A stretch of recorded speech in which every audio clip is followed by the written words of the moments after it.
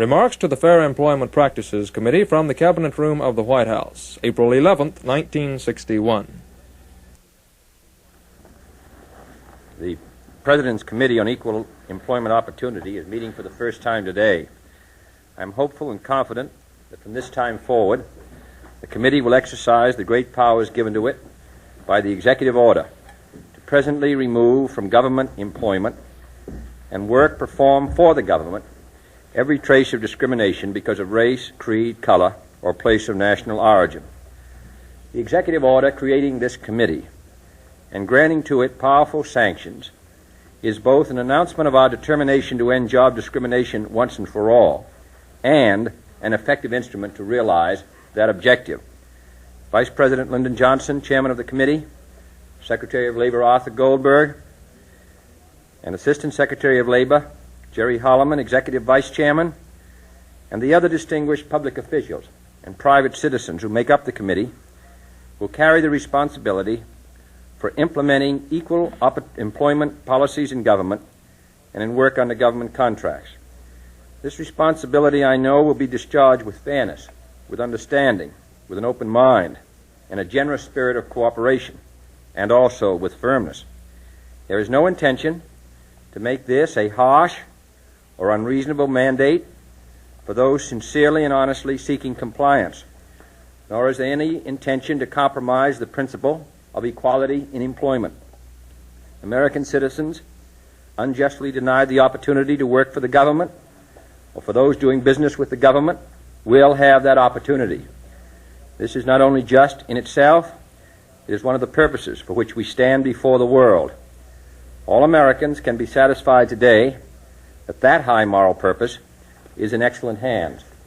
Let me just say, speaking personally, that I'm grateful to all of you for taking on this responsibility. The federal government spends billions of dollars a year, and therefore this is a most powerful instrument for accomplishing the objectives which we all seek. All of us agree that federal money should not be spent in any way which encourages discrimination, but rather should be spent in such a way that it encourages the national goal of equal opportunity.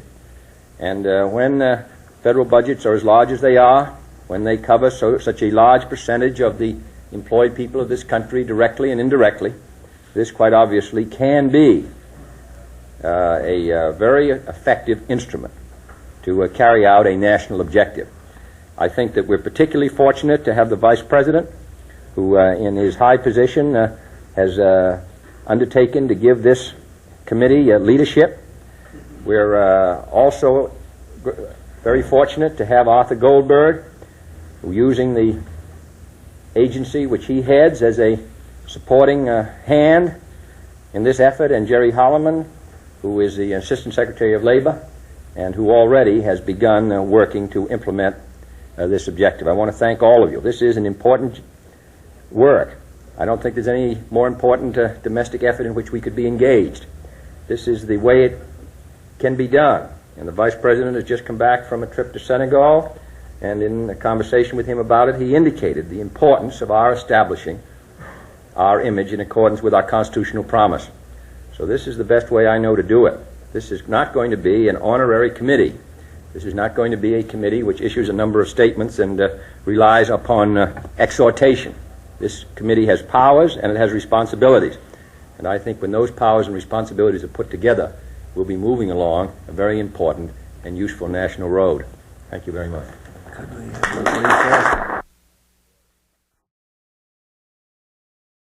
Presentation of the National Geographic Society's Gold Medal to Captain Jacques-Yves Cousteau, Director General of the Oceanarium of Monaco, from the Rose Garden at the White House, April 19th, 1961. I want to say that it's a great pleasure and honor to participate in this event sponsored by the National Geographic, which has been a great American institution, which has advanced our information on a whole variety of horizons in the last years. And I can think of no more felicitous award than this to the captain. We have learned in the last 60 years how to fly better than the birds, or at least higher and longer. And the captain has given us a possibility that someday we may swim as well as the fish, or at least deeper. And he is therefore one of the great explorers of an entirely new dimension. And I can imagine his satisfaction in having opened up the ocean floor to man and to science. And therefore, I present the National Geographic Society Gold Medal awarded to Captain Jacques-Yves Cousteau, undersea pioneer. To earthbound man, he gave the key to the silent world. April 19th, 1961. I congratulate also your wife, the representatives of France, the ambassador, Mrs. Alphonse, your country, and you and the Geographic. Thank you very much, Mr. President. Okay.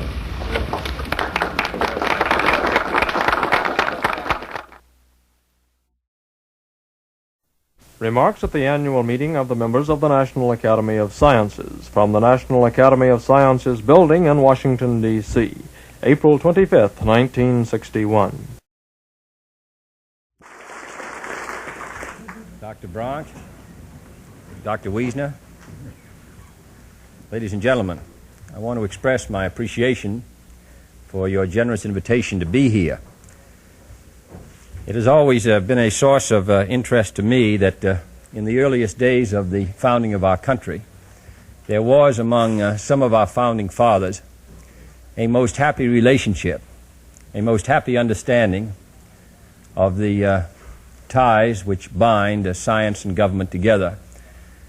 I'm sure that even some of our English friends who may be here today would probably agree that the two most exceptional men of the 18th century, both in this country and I think probably in Western Europe, would have been Benjamin Franklin and Thomas Jefferson, both leading political figures of their time, both scientists, social as well as natural.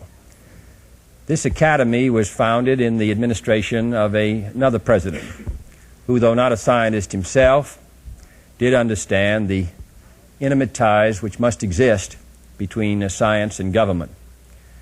This academy is, I think, now about 100 years old. I don't suppose there's ever been a time, even during the days of World War II, when the relationship between science and government must be more intimate. Nearly every question which we approach, those of us who hold a political office, have scientific overtones. We are a free society in this country. Therefore, all of you are able to pursue your own private interests. But it is a fact that the members of this academy have also recognized, probably as much, if not more, than any other group in our society, their obligations to society, to the public interest. And therefore, though all of you either teach or work in private industry, some of you in government, all of you have been willing to give your time and your talent to the service of society as a whole. We are on the threshold of a good many new frontiers.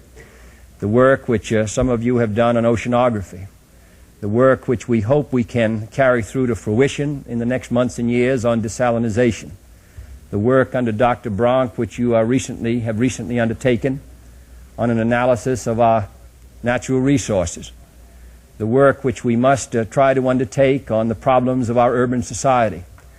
All these problems are political problems, are social problems, are scientific problems. And therefore, as President of the United States, I would like to emphasize again the message which all of you have heard in other days. We need your help. This country must move forward. In most of the areas where we will move forward involve most sophisticated problems, which your experience and training can help us to solve. One of the problems, it seems to me, of a free society is the fact that all of the questions which we must decide now are extremely sophisticated questions. It's difficult enough for those who hold office, either in the administration or in the Congress, to attempt to make a determination between alternate courses of action, fiscal policy, monetary policy, agricultural policy, international policy, disarmament, arms control, all the rest. All of these involve questions confound the experts. For those of us who are not expert and yet must be called upon to make decisions which involve the security of our country, which involve the expenditures of hundreds of millions or billions of dollars, we must turn in the last resort to objective, disinterested scientists who bring a strong sense of public responsibility and public obligation. So this academy is most important. Speaking personally, as president, I am called upon to make decisions, for example, in the field of space, which involve many billions of dollars, where men are committed to one program or another. This academy serves as a great natural resource, then, for those of us who are called upon to make these decisions, when we can turn to you and ask your view, ask your advice. You are motivated by a desire to see the public interest expanded. It is the same desire that we have. And therefore, I think that in the long history of this academy, stretching back over 100 years, never during that time has there been a greater need for understanding and support by the government, the scientific community, and by the public at large. So I was anxious to come here today to express my appreciation to you, to ask your help in the days and months to come, because I think together we can build a stronger society here in this country. Thank you.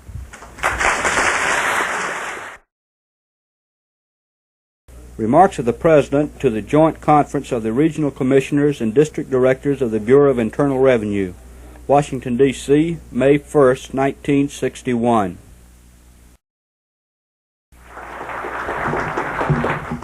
Commissioner, Mr. Secretary, I came over here this morning to express my great interest in the work that you are doing. I don't know any other society which attempts what this country attempts to do, which requires really the goodwill and support of the citizens of the United States in contributing a large share of their income to the maintenance of the American society. You are the point of contact with them, the people who work for you, and therefore the kind of spirit which you're able to inculcate into your people has a good deal to do with the success or failure of this great national effort. Heavy burdens are placed upon the American society today. Over half of the money that is collected under taxes goes to our national defense. A good deal of the rest goes to other programs of great importance to our national security. Out of a total national income of $500 billion, nearly $90 billion are collected in taxes by the federal government. Other billions are collected by the cities and the states. That is a tremendous burden to place upon any society. And yet the American people have been willing to assume it. I think it is our responsibility to make sure here in the national government that every dollar that is collected by the Internal Revenue Service, every dollar that is paid for by our people, is spent wisely for a useful national purpose, for a purpose which advances our national interest.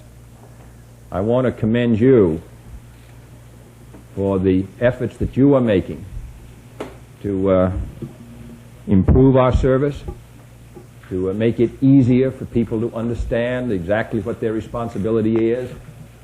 I hope that you will impress upon the agents of the Internal Revenue Service how much we are dependent upon them, on their courtesy, on their efficiency, on their integrity, on their fairness.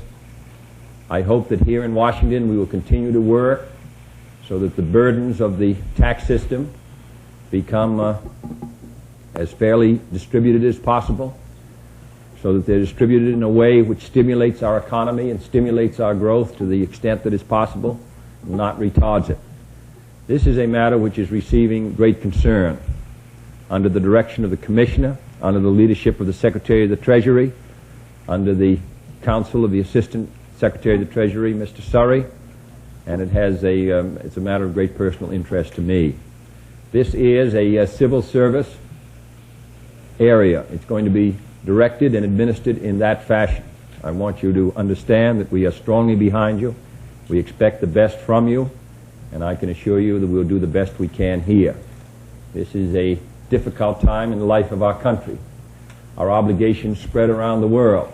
It is becoming more obvious that the United States is the great source of strength, not only to the people of this area of the world, but also to people stretched all around the globe. They all look to us, and therefore the obligations upon us are many. I commend you for your work.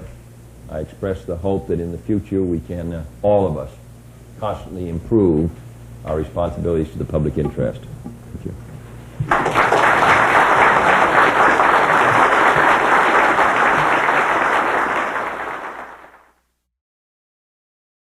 Remarks of the President on the signing of the Depressed Areas Bill. The President's office in the White House, May 1st, 1961. I want to express my great pleasure in signing this bill, which has been before the Congress and before the people for many years. It passed both the House and Senate on several occasions, and it's a great satisfaction now to have it finally signed into law. This bill will help make it possible for thousands of Americans who want to work. It will be of special help to those areas which have been subjected to chronic unemployment for many months and in some cases for many years. In this free society, we want to make it possible for everyone to find a job who wants to work, to support their families. And this bill is an important step in that direction. This bill has become law because of the devoted efforts of a number of members of the House and Senate on both sides of the aisle who have persevered, at times against obstacles, substantial obstacles, and as a result of their efforts, we now see it become law. I want to express and commend the members of the House and Senate who have been identified with this issue for a number of years, and they surround me here on both sides. I want to congratulate them and to say that there's no piece of legislation which has been passed which gives me greater satisfaction to sign.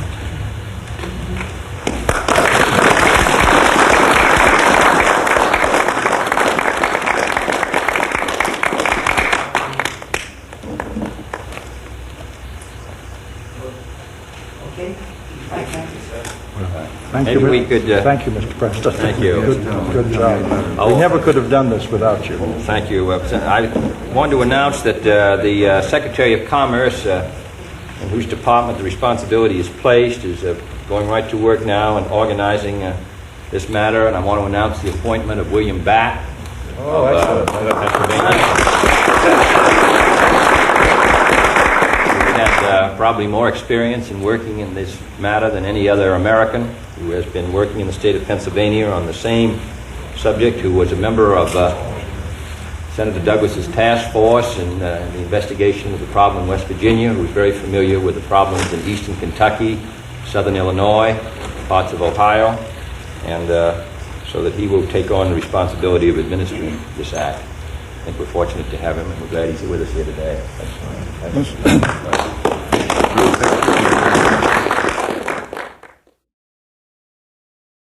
Remarks of the President upon presenting the National Teachers Award to Miss Helen Adams, Rose Garden of the White House, May 2nd, 1961. It's a great pleasure for me to present to Miss Helen Adams of Cumberland, Wisconsin, this certificate as the National Teacher of the Year Award. It says it's presented to Miss Helen Missy Adams by the United States Office of Education, the Council of Chief State School Officers, and Look magazine in recognition of outstanding achievement as a teacher, and signed by the Commissioner of Education, the Executive Secretary of the Council of Chief State School Officers, and the Vernon Myers, the publisher of Look magazine. I must say that it's a particular pleasure to award this certificate to Miss Adams, and through Miss Adams to hundreds of thousands of other teachers who labor to educate our children. I cannot imagine any more important work. I want them, this is one of the few occasions that we have to express our appreciation to one of them. In expressing our appreciation to Miss Adams, I know she realizes that we express our appreciation to all the others. The education of future Americans is the most important responsibility all of us have. We entrust our children to teachers, and they fulfill a great responsibility.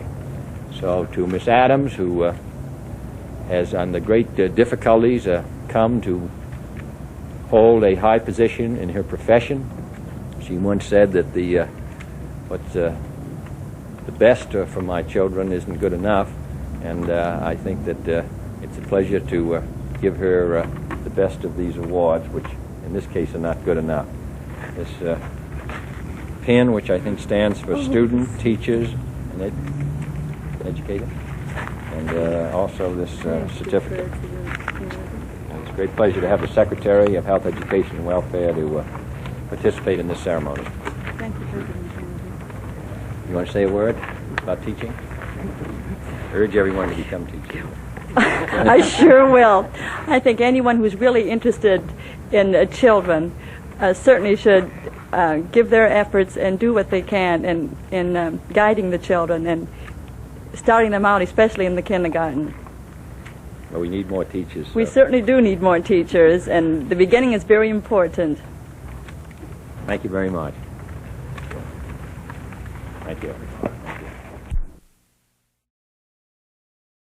Remarks of the President upon receiving the honorary degrees of Doctor of Laws from George Washington University, Washington, D.C., May 3rd, 1961.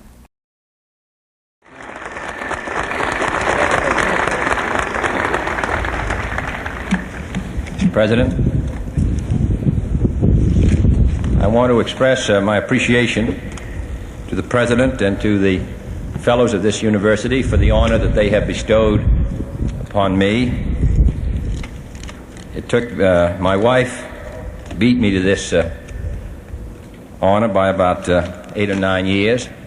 It took her 2 years to get this degree, and took me 2 minutes, but in any case, we are both grateful.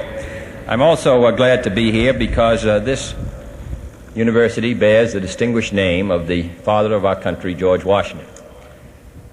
It is a matter of great interest that there has been an intimate relationship between the great political leaders of our country and our colleges and universities. This university bears the name of George Washington, which showed his understanding in his day of the necessity of a free society to produce educated men and women. John Adams and John Quincy Adams, from my own state of Massachusetts, had an intimate relationship with Harvard University. Both of them, I believe, were members of the Board of Overseers. In both of their lives, Harvard and its development played a major part. Washington and Lee shows the intimate relationship which General Lee, the fact that he was willing to devote his life at the end of the war to educating the men and women of the South, indicated his understanding of this basic precept. Woodrow Wilson, Theodore Roosevelt, and all the rest. I don't think that there has ever been a time when we have had greater need for those qualities which a university produces. I know that many people feel that a democracy is a divided system, that where the communists are certain in purpose and certain in execution, we debate and talk and are unable to meet their consistency and their perseverance. I do not hold that view. There are many disadvantages which a free society bears with it in a Cold War struggle. But I believe over the long run that people do want to be free, that they desire to develop their own personalities and their own potential, that democracy permits them to do so, and that it is the job of schools and colleges such as this to provide the men and women who will, with their sense of discipline and purpose and understanding, contribute to the maintenance of free societies here and around the world. 100 years ago, George William Curtis of my own state asked a body of educators during the Kansas-Nebraska controversy, would you have counted him a friend of ancient Greece who quietly discussed the theory of patriotism on that hot summer day through whose hopeless and immortal hours Leonidas and the 300 stood at Thermopylae for liberty? Was John Milton to conjugate Greek verbs in his library when the liberty of Englishmen was imperiled? No, quite obviously. The duty of the educated man or woman, the duty of the scholar, is to give his objective sense, his sense of liberty, to the maintenance of our society at a critical time. This is our opportunity as well as our responsibility. And I'm particularly glad to be here today when we are witnessing the swearing in of a new president. Many years ago, as most of you know, at Harvard University, somebody came around and asked for President Lowell. They said he's in Washington seeing Mr. Taft. I know that some other day, when they're asking for the president of your university, they'll say that he's over at the White House seeing Mr. Kennedy. They understood at Harvard, and you understood here, the relative importance of a university president and a president of the United States. Thank you.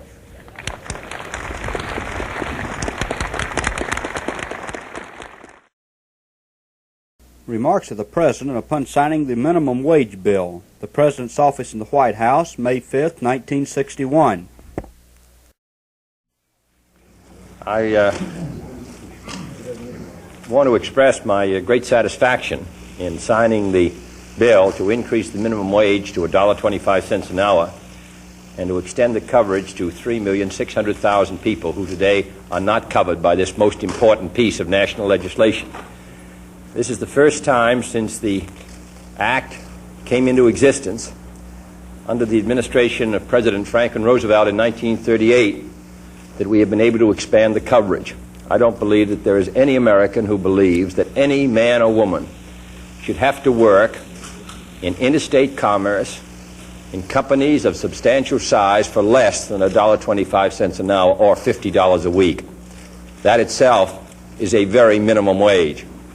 And I therefore want to commend the members of the Congress in the House and the Senate, the chairman of the subcommittees who were particularly involved, the leadership of the House and Senate for their untiring efforts.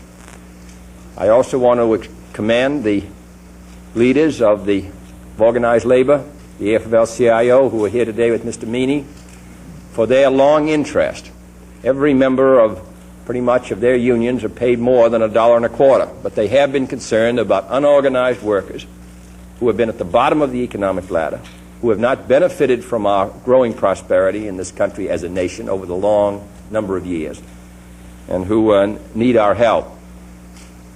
This doesn't finish this job, but it is a most important step forward. And as a former member of the Senate who is particularly interested in it, I must say that I'm delighted to sign it. I congratulate those who work for it.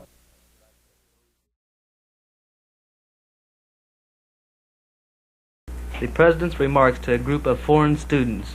The South Lawn of the White House, Washington, D.C., May the 10th, 1961.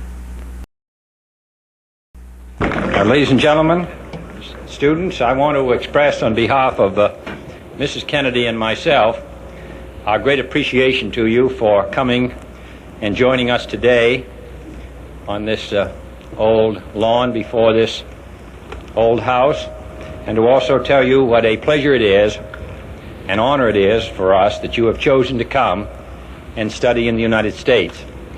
You represent really the seed for your country. In every case, all of you represent a sacrifice, not only on behalf of yourselves, but in behalf of your country and the people within your country who are responsible for sending you here to study. When you go back, you will become among the future leaders of your country. In the last 2 months, I have been honored by a visit from 2 visitors who are leaders of their country, both of whom studied as young men here in the United States. And I am confident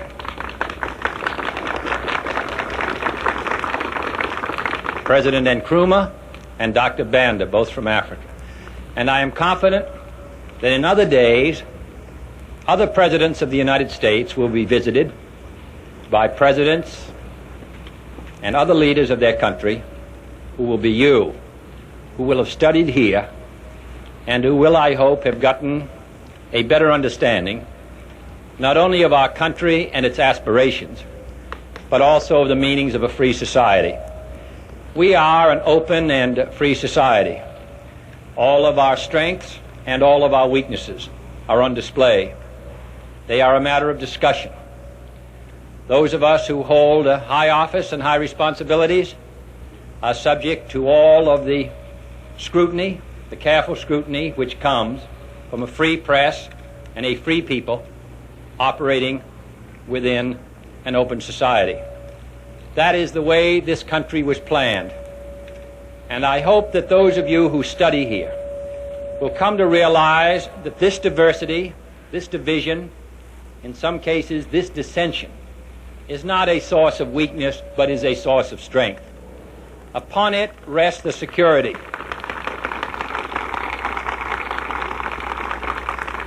Upon it rests the security of each individual in this country. So that when you come here, and when you study, and when you teach us, I hope that you will go away not merely expressing doubts that we've been unable to reach our high aspirations, but also recognizing that those high aspirations represent the ultimate goals of our society. And where we fall short, we know it, and we mean to do better. The Chinese have an old proverb that to begin a voyage of 1,000 miles requires the first step. I believe that we've taken more than the first step in this country, that we are moving ahead. But I realize we have a long way to go to build a free and open country here and free and open societies around the world. We want you to enlist yourselves in that great effort for your own people. That is what we hope you will go from here back home, understanding what we are trying to do and getting a better understanding of what your countries themselves must do. We want for you freedom. We want for you a better life. We want for you friendship with our people. So today, we welcome you here. You are going to teach us a good deal more in the time you're here than you will learn. You are our guests, and you benefit us, and you are welcome among us today. The last great visit we had was this house, as I suppose, had many invasions, including that of the British, when they burned it down. Today, we seek to build, and we want you to know that we are proud to have you here. Thank you.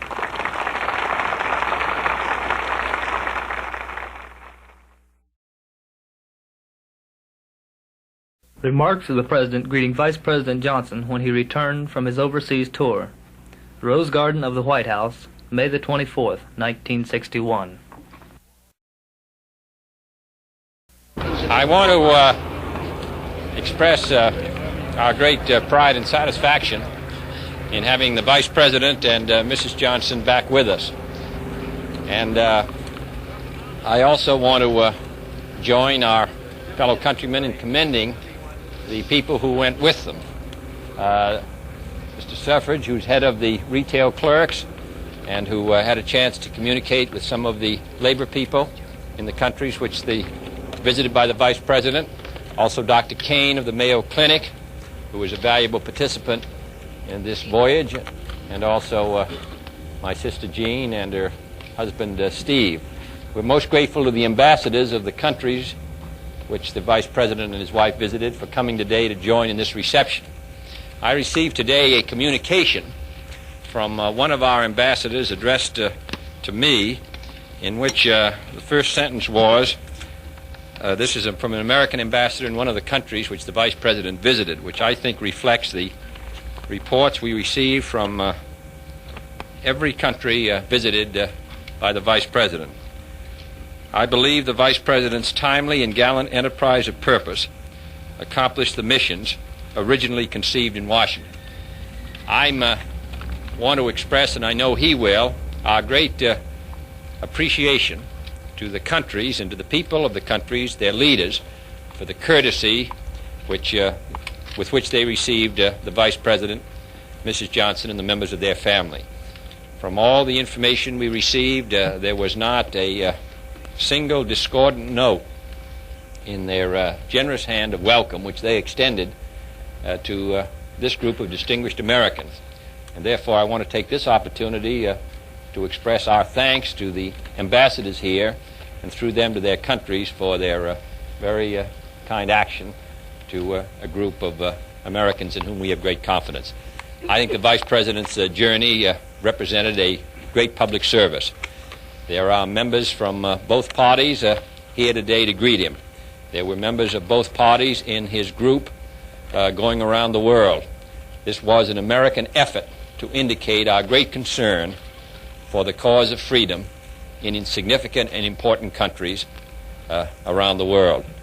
So, Vice President, we're glad to have you back. We don't quite understand why all of you should look so well, while those of us who are here resting look so pale, but nevertheless we're glad to have you back, and we appreciate very much what you did. Remarks of the President before signing the Latin American Aid Bill from his office in the White House, Washington, D.C., May the 27th, 1961. It is a great honor in the company of distinguished members of the Congress and our friends from this hemisphere to sign this bill which implements the Act of Bogota. This proposal was originally put forward by my predecessor, and it is a source of satisfaction to us all that we are now able to make a substantial contribution to the betterment of the life of the people who share the great adventure of living in the Western Hemisphere. The cooperation between the countries, North and South, their efforts to make a better life for their people, their willingness to advance, their common willingness to take the necessary steps which will ensure a more fruitful existence, all these are essential if this hemisphere is to move forward in a true alliance for progress. This is an effort made by the people of the United States to participate in this effort. I think in the coming months and years we can build a stronger and more prosperous hemisphere, a hemisphere in which all people, from the top down to the bottom of the globe, share in hopes for a better life. So it is a great pleasure for me to sign this act in the presence of the members of the Congress whose actions made this bill possible, and in the presence of a distinguished predecessor of mine, President Truman, who in his administration carried out the efforts to improve relations substantially in this hemisphere.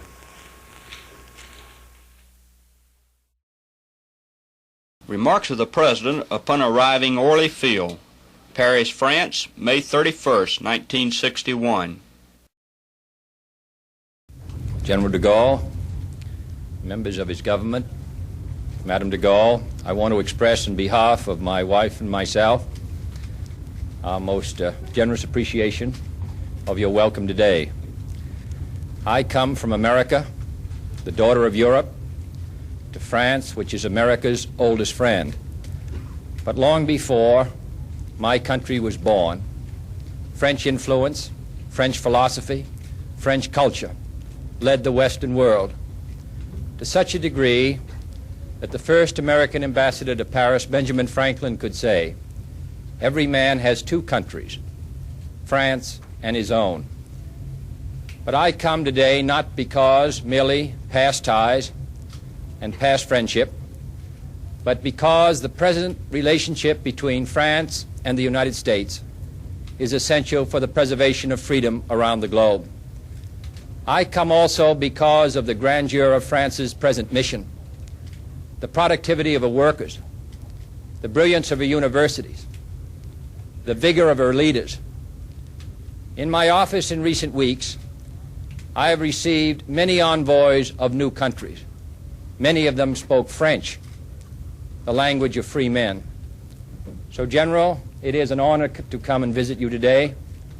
You have been a captain in the field in the defense of the West for more than 20 years. Your vigor, your leadership, your long sense of history are needed now more than ever in the past. France and the United States have been associated in the past in many great causes, but I can think of no more happy cause than to be associated together in the climactic moment in the defense of freedom.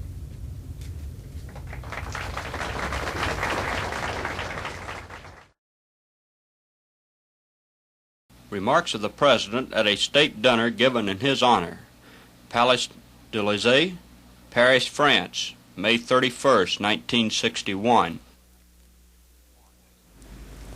President de Gaulle, ladies and gentlemen, it is naturally a great honor for any President of the United States to come to Paris. In this city in 1783, Benjamin Franklin signed the treaty which made us sovereign, independent, and equal. And in addition, it is not difficult for this President of the United States to come to France. I sleep in a French bed. In the morning, my breakfast is served by a French chef. I go to my office, and the bad news of the day is brought to me by my press secretary, Pierre Solinger, not in his native language, and I am married to a daughter of France.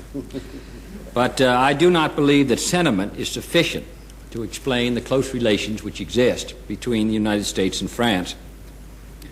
There is no doubt that the early revolutionary leaders paid due tribute to France, George Washington and the others, for the role which France played in the independence of our country. But it is an interesting fact in history that John Adams, who was also a minister to France and a successor to General Washington, should want as his epitaph to be written, "He kept the peace with France." So changes the times. And where once General Washington and Mr. Adams paid tribute to France, Mr. Adams could claim as his great contribution that he did not engage in war with this country. So that sentiment and friendship which come and go are not sufficient to explain the enduring ties which exist between France and the United States. It is something more substantial. I live in a part of America which is the most eastern part, and I look across the ocean, and the nearest country I can see is France. It has been in this century a strong conviction of the presidents and the people of the United States that the security of my country would be directly threatened if France were not independent and strong and sovereign. And so, in this century, on two occasions, young men from my country have come to contribute to the maintenance of that independence and that sovereignty. And now, in the most difficult era in the life of our two countries, this next decade, I believe the ties should be even more intimate. Benjamin Franklin once wrote in his diary, Poor Richard's Almanac, about a snake which had one body and two heads, and going to the river to get a drink, ran into a twig, and one head went in one direction, and one head went in the other, and ultimately he died of thirst. I believe that we are one body, and it is my hope that on this visit we can contribute to the uniformity of view which will permit us to go to the river of peace and gain satisfaction from it. As an American, I take pleasure in seeing people around the world salute the American Revolution and the principles for which we fought. As Frenchmen, I know that you take satisfaction that people around the world invoke your great mottos of liberty, equality, and fraternity. What counts, of course, is not merely the words, but the meaning behind them. We believe in liberty and equality and fraternity, and we believe in life and liberty and the pursuit of happiness. And we believe that the rights of the individual are preeminent, not merely the slogans and the mottos which are invoked across the globe by those who make themselves our adversary. We believe in the significance behind these great ideas. And therefore, I think it quite natural that in this most difficult decade of the 1960s, France and the United States should be once again associated together. And it is a particular source of satisfaction to me, as President of the United States, that we should be associated with President de Gaulle. He stands now as the only great leader of World War II who occupies a position of high responsibility. The others have gone, and he remains. And he stands true to the same concept which he fought for during the Second World War: the sovereignty of France, the community of the Western nations. And therefore, as a junior figure on this field, which he has occupied for more than 20 years, I ask you to drink to the great captain of the West, your President, General de Gaulle.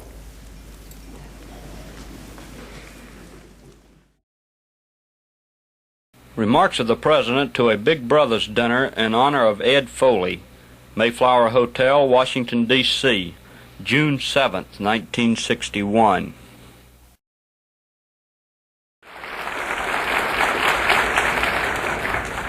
Mr. Pearson, Mr. Vice President, Mr. Foley, Mr. Donahue, Ms. Youngdahl and Mrs. Boggs, Justice Clark, ladies and gentlemen, I hope it was only a tradition that prevented Drew Pearson from launching into a more generous eulogy in that introduction.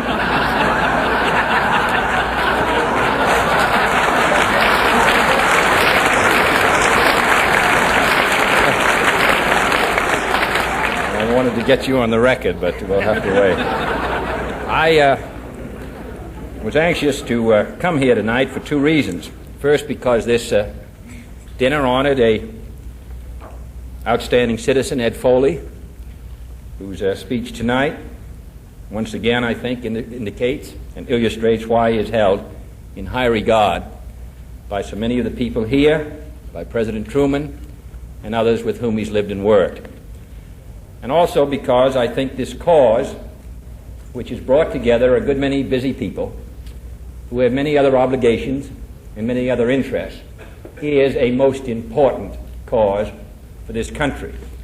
Drew Pearson had in his article this morning some statistics which I would hope every American would read. And I have three statistics here which I think are important. In the next 10 years, 7.5 million American young people will drop out of school before they graduate. 2.5 million will not have finished the 8th grade.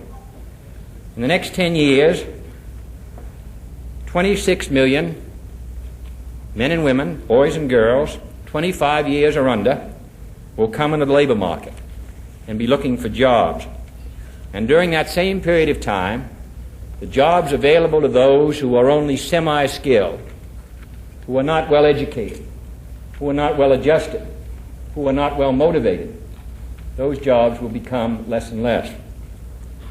Now, I feel that we are a city on a hill, and that one of our great responsibilities during these days is to make sure that we in this country set an example to the world, not only of helping and assisting them to fulfill their own destiny, but also demonstrating what a free people can do. We cannot possibly permit, therefore, the waste of hundreds and thousands of young boys and girls who grow up in underprivileged areas, many of them in our northern cities, ignored in many cases by their families and their community, who drift into life without hope of ever developing their talents, and who ultimately may end up, as so many do, in a life of crime when they're young, which stains their life from then on. This is a free society, and many people write to me once in a while and say, well, you say, what can we do for America, or what are we supposed to do? Well, I suppose they feel that it might be easier if you could write back and say that you want them to go ashore on a bombarded beach, or to take some action one afternoon which would make a significant difference in the life and survival of our country. But those are not really the responsibilities, the kind of responsibilities, which we're going to have to meet in the coming days and years. It's a much slower and more gradual task. There is no final, definite responsibility or commitment which we must accept, and if accept, fulfill our responsibility. We must do all the gradual things which are unspectacular and in many cases seem unrewarding, to help a foreign student or to do what you're doing here tonight. No one in the United States, other than those who are associated in your work, will possibly recognize that the effort that you make here tonight, or more importantly, that is made week by week, year by year, to assist 1, 2, or 3 boys or girls, no one could possibly feel that that represents a significant contribution to the maintenance of our country. But if it's done by enough people for enough period of time, it will represent a significant contribution. The government of the United States, the Vice President or the President, cannot possibly in a free society command, or should they, those actions for the benefit of the state which our adversaries are able to do with ease. These things must be done in a voluntary manner, and they must be done by our own individual impulse. And therefore I think this work that you are doing is work which is most important in a most important time in the life of our country. And if in that effort you are able, by the passage of some hours of a busy life, to make a significant difference in the life of one of our fellow Americans who might, without your help, slip into an experience which could prevent him from ever fulfilling his responsibilities to the maximum as a participant in our society, then I would hope you would feel that you've not only met your own obligations as an individual, but also as a participating member of a great society. So I congratulate you tonight and those who are joined with you. This is the sort of thing that I mean when I say what we can do for America.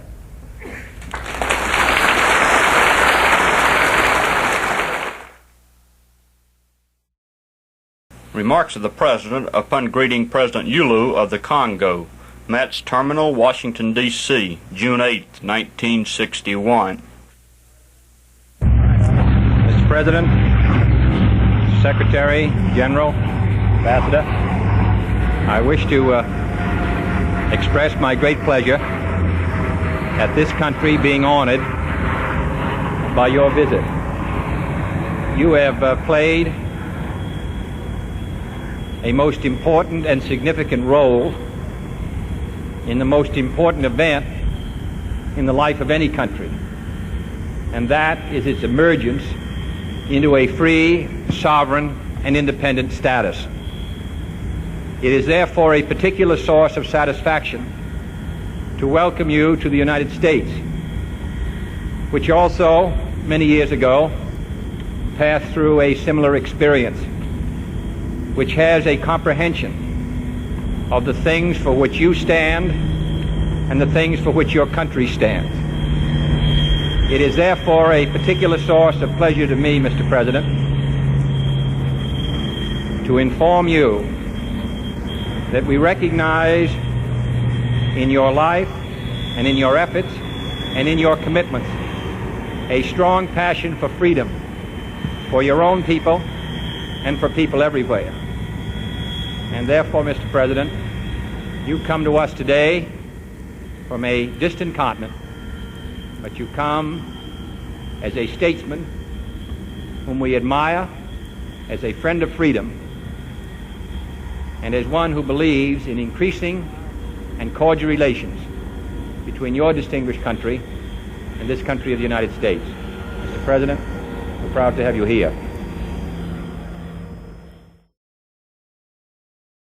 Remarks upon signing the NASA authorization bill, H.R. 674, from the White House Fish Room, July 21st, 1961.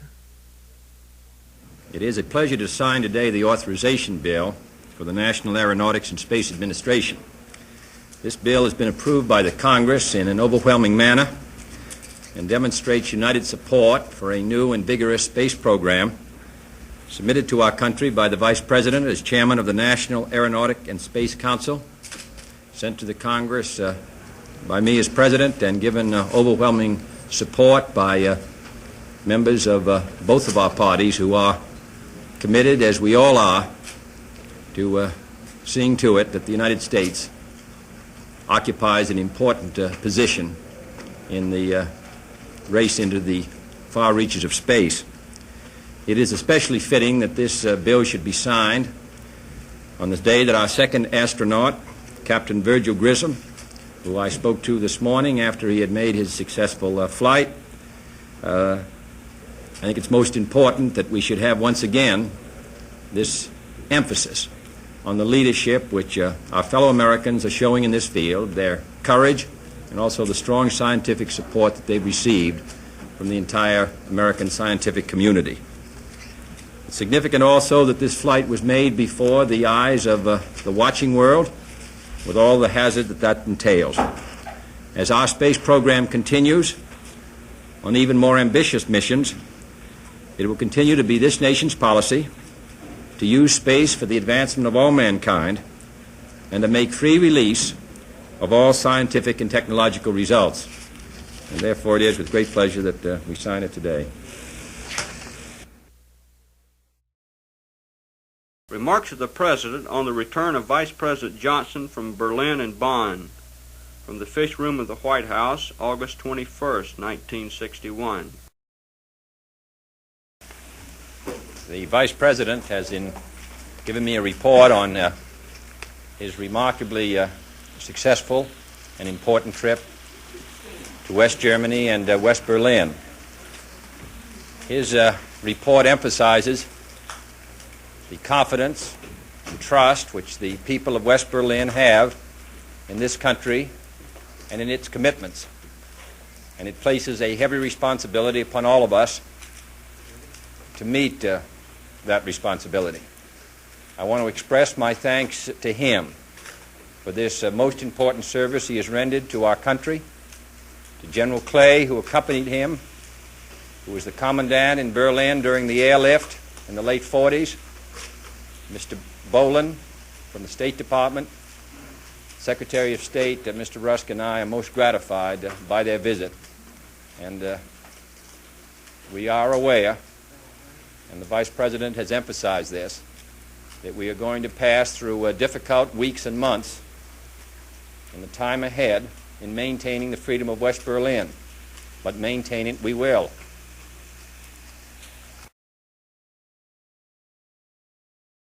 Remarks of the President to a group of crippled children attending a concert by the Transylvania Music Group from Brevard, North Carolina. From the White House lawn, 22nd August, 1961. I want to express our great pleasure at having Dr. Fall and the students from his school in North Carolina. I just said to them that I think they played Hail to the Chief better than the Marine Corps Band, and we're very grateful to them. I think we have the governor of North Carolina, Mrs. Sanford, and Governor Hodges and Mrs. Hodges, and also some of the North Carolina delegation with us today. This is the first in a series of concerts here at the White House by students of music, by younger people, for younger people. And we hope that we will have many during the coming months and years.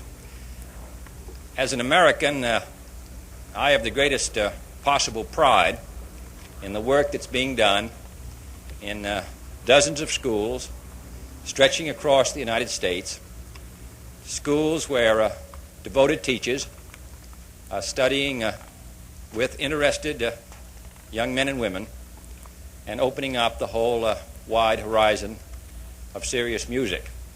I think the program which we're going to hear today is an example of how successful this school and these students have been. I think that sometimes in this country we're not as aware as we should be of the extraordinary work that's being done in this field. Probably the best chamber music in the world is played in Vermont by young Americans. And here in this school, where they have produced extraordinary musicians and teachers, and their work is being duplicated all across the United States. This is a great national cultural asset, and therefore it is a great source of satisfaction to me, representing as I do today my wife, to welcome all of you here today to the White House. We're particularly glad that you're playing for a group of children from the district who we're very happy to welcome here to the White House also. So that while I'll have to go back and to my office, I do want to say that I'm going to keep the door open. Thank you. Remarks of the President upon the departure of the first contingent of the Peace Corps to Ghana and Tanganyika from the White House Rose Garden, August 28, 1961. Thank you, Sergeant. I want to express my great pleasure at welcoming all of you who are the first members of the Peace Corps to be graduated from these schools, and also the first members of the Peace Corps to go overseas. Those of you who are going to Ghana to teach, I'm sure that you realize how important and valuable is the work in which you're engaged. One of the great problems that the people of Africa face are the comparatively few experienced, educated leaders that they have for positions of responsibility during these first days of their independence. And to indicate the intimate relationship between teaching and leadership, the President of Ghana, President Nkrumah, studied here in the United States, Lincoln College in Pennsylvania. The Prime Minister-to-be of Tanganyika, Mr. Honorary, studied at St. Andrews in Scotland, and both of them, of course, are among the most vigorous leaders of the new Africa. I feel a particular satisfaction because this is the most immediate response, the Peace Corps, that I think the country has seen to the whole spirit which I tried to suggest in my inaugural about the contribution which we could make to our country. The fact that you've been willing to volunteer, that you've gone through very detailed, demanding tests, that you are willing to go to Ghana and Tanganyika and other countries as time goes on, Americans who are without great compensation, all of you with special skills, which could mean that if you stayed home, you could pursue your own private interest with a good deal of assurance of success. The fact that you're willing to do this for our country and in a larger sense, as the name suggests, for the cause of peace and understanding, I think should make all Americans proud and make them all appreciative. There are, of course, a great many hundreds of millions of people scattered throughout the world. You will come in contact with only a few. But a great impression of what kind of a country we have and what kind of a people we are will depend on their judgment in these countries of you. You will be the personification of a special group of young Americans. And if you can impress them with your commitment to freedom, to the advancement of the interests of people everywhere, to your pride in your country and its best traditions and what it stands for, the influence may be far-reaching and will go far beyond the immediate day-to-day tasks that you may do in the months that are ahead. So I hope you realize, and I know you do, that the future of the Peace Corps really rests with you. If you do well, then the Peace Corps will be developed, and more Americans will go abroad. And we'll find a greater and greater response to this idea of serving our country. I'm glad that those of you who are going to Tanganyika, who are going to take part in surveying, it's desperately needed. It's the kind of a skill which, I think that can bring a great benefit to the people that are involved. Tanganyika is gifted with unusual leadership, and I'm particularly glad that you're going there to help open up the back land, so that you're very welcome here, and we're all proud of you, and I must say we put a good deal of hope in the work that you do. Thank you. Remarks of the President on the 50th anniversary of the first Workmen's Compensation Act from the South Lawn of the White House, August 31st, 1961. Mr. Vice President, Governor Freeman, Postmaster Day, and members of the Cabinet, I want to express our great pleasure at being here this morning and having this opportunity to salute the state of Wisconsin, the state legislature of that state, for the action it took in 1911, 50 years ago, in passing the first state workmen's compensation law. And the leadership shown in that state on that occasion was followed in later years by other actions which that state took in the 20s, which led directly to the passage in the 30s of the National Social Security Act.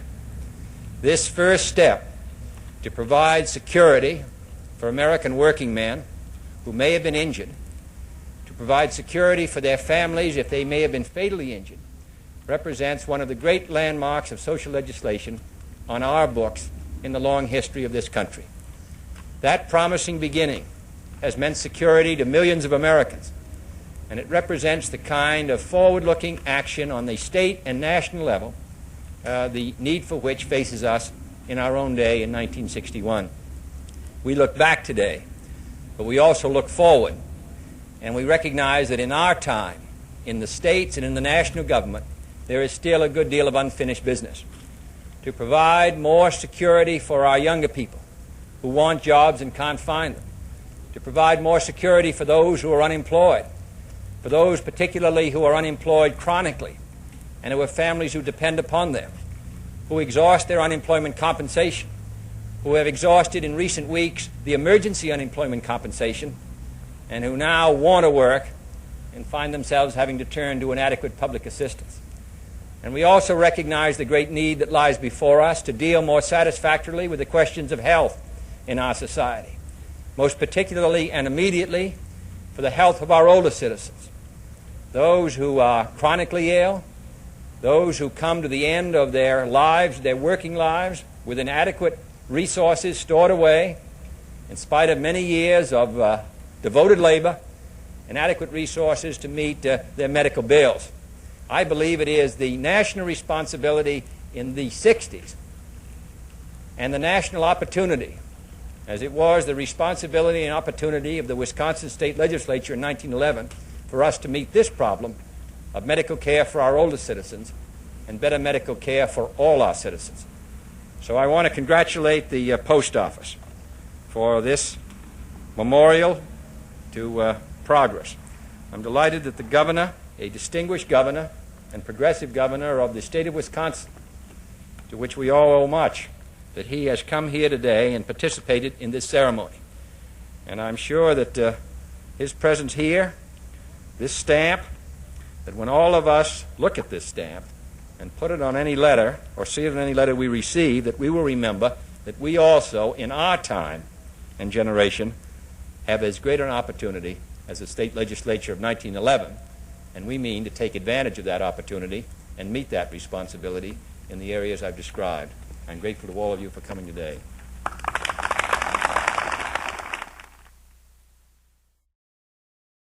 The President's remarks upon signing Bill H.R. 9118 from the Presidential Suite of the Carlisle Hotel in New York City, September 26, 1961.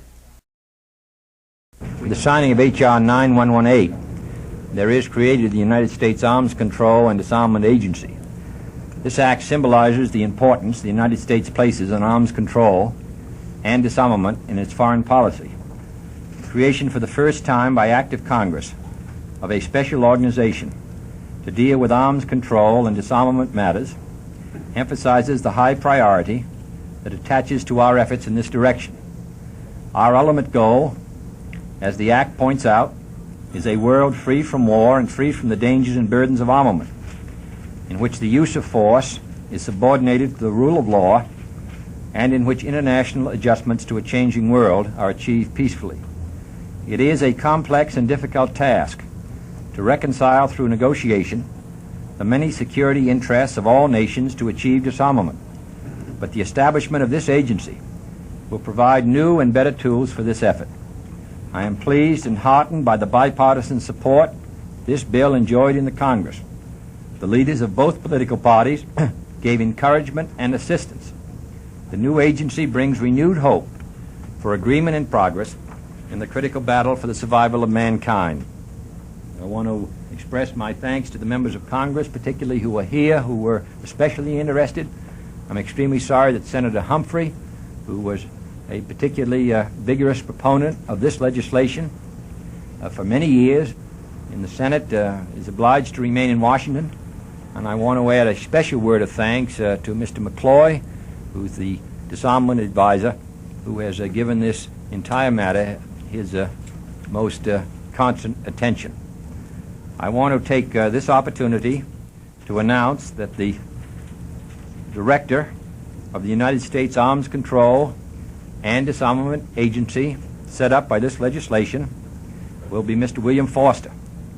He has been a consultant of Mr. McCloy in preparing the American plan, which has been submitted to the United Nations General Assembly yesterday.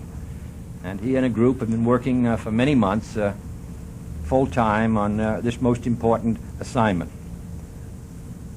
I think that Mr. Salinger can give this afternoon to any members of the press some of the biographical material.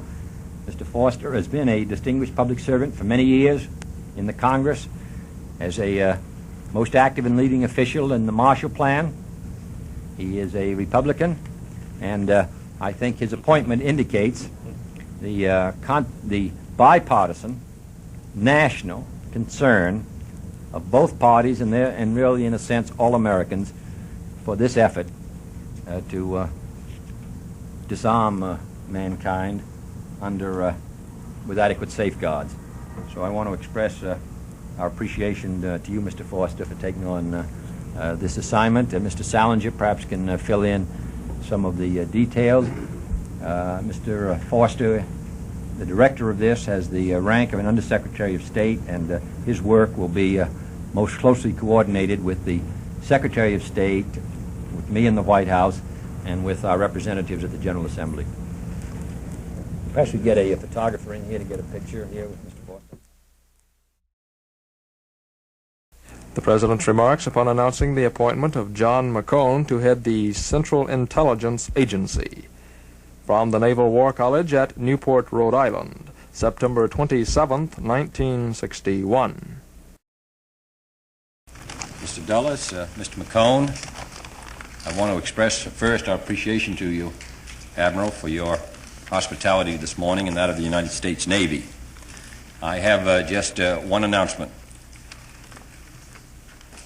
I have asked Mr. John McCone to accept the responsibility of being the Director of the Central Intelligence Agency and Chairman of the Joint Intelligence Board, and I've asked him to assume this responsibility later in the fall. When Mr. Allen Dulles and I had our conversation last November, and when I asked him to continue on in his responsibility as Director of the Central Intelligence Agency, he agreed to do so for a year. He and I have been concerned this summer that this agency should continue to serve as an effective instrument of our country's policy, and we have been most anxious that we would secure the services of an experienced public servant, and that the transition, which would be made this fall, should be as smooth and effective as possible. We are both extremely pleased and satisfied that Mr. John McCone, who has served this country in the important positions of responsibility as Undersecretary of the Air Force in the administration of President Truman, as Chairman of the Atomic Energy Commission in the administration of President Eisenhower, has agreed to once more come and accept a position of high responsibility. He has had broad experience. Coming once again to Washington represents a real sacrifice for him. I know that all of us who are concerned with our present responsibilities are extremely happy to have his counsel, extremely happy to have him associated with us. He will come in about 2 weeks and work with Mr. Dulles, and in November will assume the responsibility. I would like to say one word about my very strong feelings of appreciation and regard for the present Director of the Central Intelligence Agency. He has a record almost unique, if not unique, in the history of this country. He has served under 8 presidents of the United States, beginning with President Wilson in World War I. Presidents of different parties serving during different times with different problems. He has brought to their service on each occasion and in each administration a unique regard for the public interest. I know of no man who is a more courageous, selfless public servant than Mr. Allen Dulles. And I therefore, in expressing pleasure at having secured the services of Mr. McComb, want to express my profound regret that at the age of 68, after 10 years in this responsibility, that Mr. Dulles should be retiring. He has agreed to continue to serve as a consultant to me on intelligence matters, and therefore his long experience will be available to the people of this country. Remarks of the President upon his arrival at the Raleigh-Durham Airport, October 12, 1961.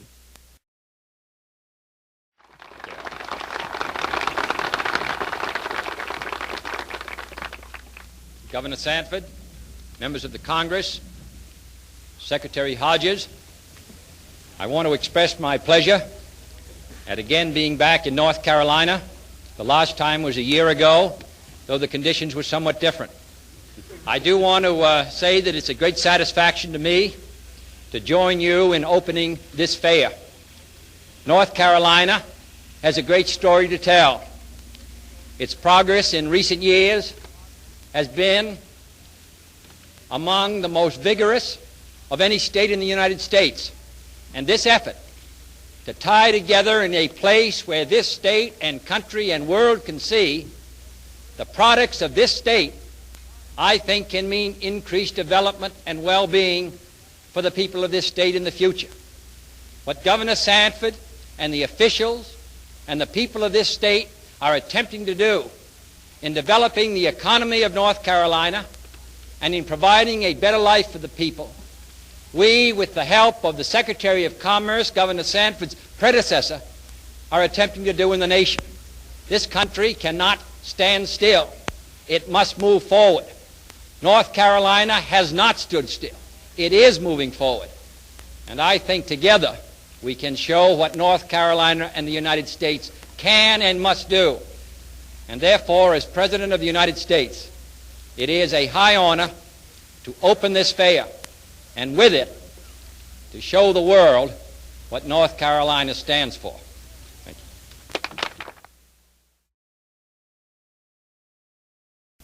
Remarks of the President upon the arrival of the President of Finland, Andrews Air Force Base, October 16, 1961.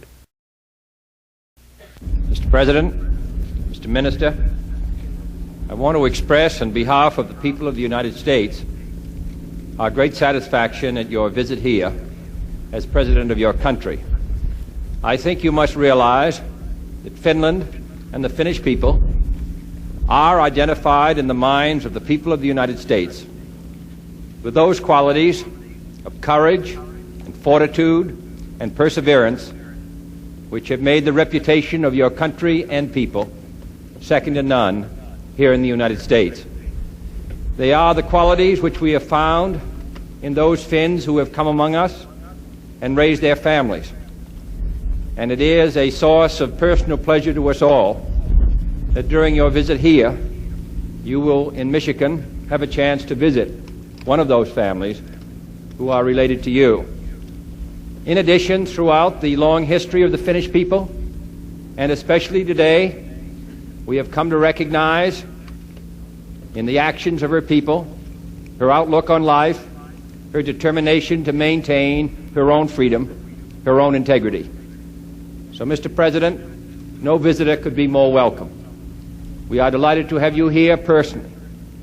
Your last visit to the United States was when you led the Olympic team from Finland to Los Angeles in 1932. Much has changed in this country since then, and much has changed in your own country. But I'm confident that the same warm ties which were in existence then, many years ago, in other days, are strengthened today. Mr. President, though you have come from a far north country, here to the United States, to Washington. You have come to a country which is warm in its welcome to you and in our admiration for your people.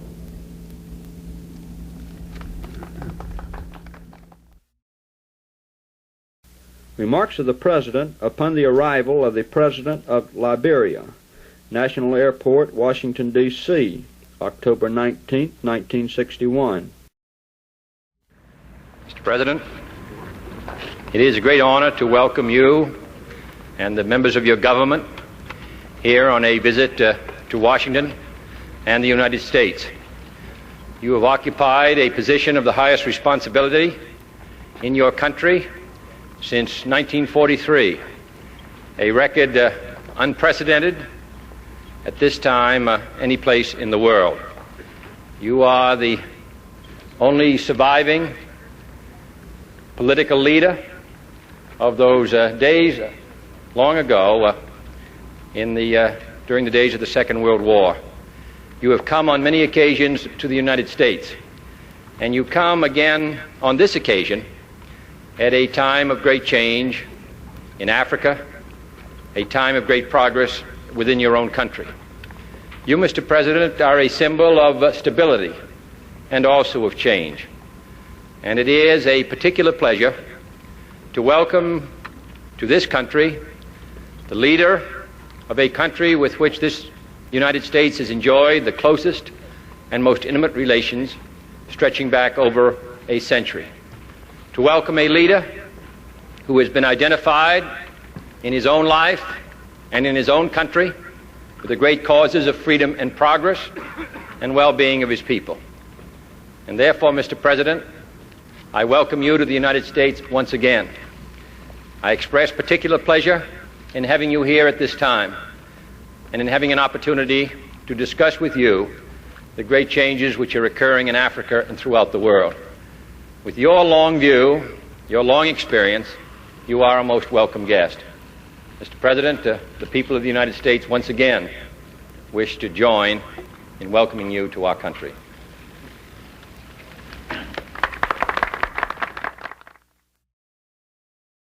Remarks of the President to a group of Latin American archivists from the Rose Garden of the White House, October 24th, 1961.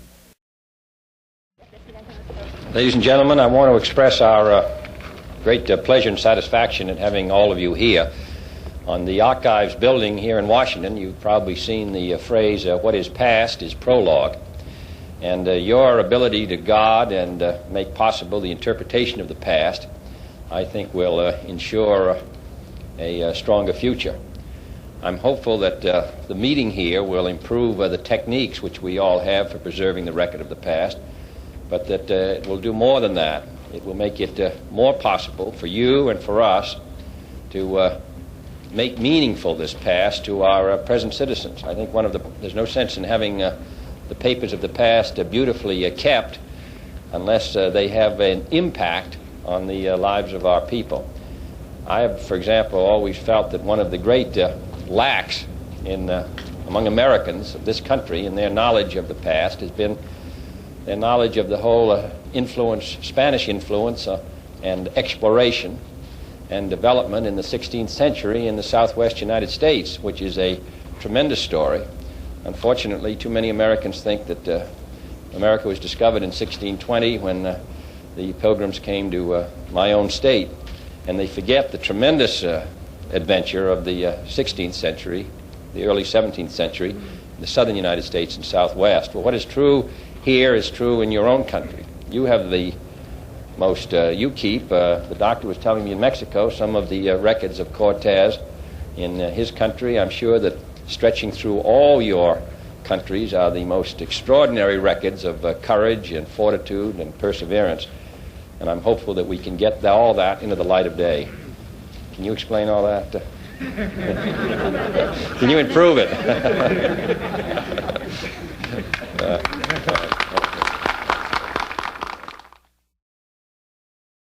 Remarks made upon the arrival of the President and Prime Minister Nehru of India at Andrews Air Force Base, Maryland, November 6, 1961.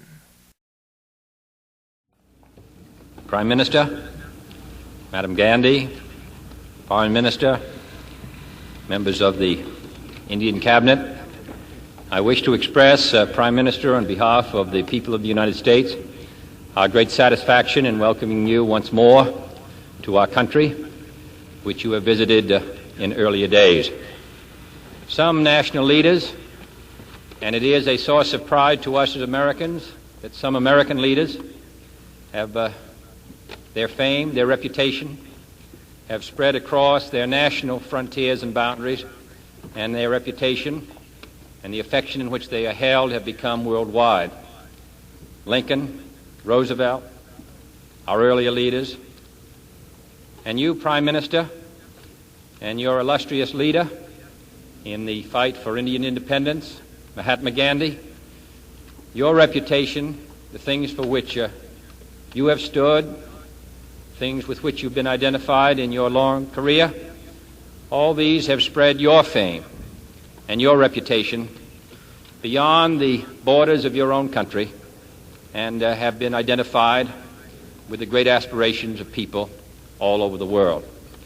India and America are separated by half the globe, but I think that you are aware, as you surely must have been aware during the long days of your struggle for independence, of the great well of affection and regard for which your country and people are held in this country, a great affectionate regard which belongs to you particularly in these difficult days. So, Prime Minister, we welcome you here to the shores of this country as a friend, as a great world leader, as one who has, in his own life and times, stood for those basic aspirations which the United States stands for today.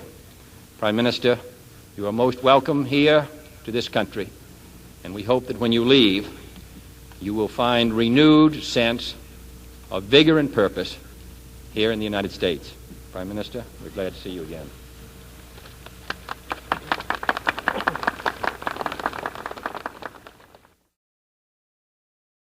Remarks to the Board of Trustees of the Union of American Hebrew Congregations in the White House Rose Garden, November 13th, 1961.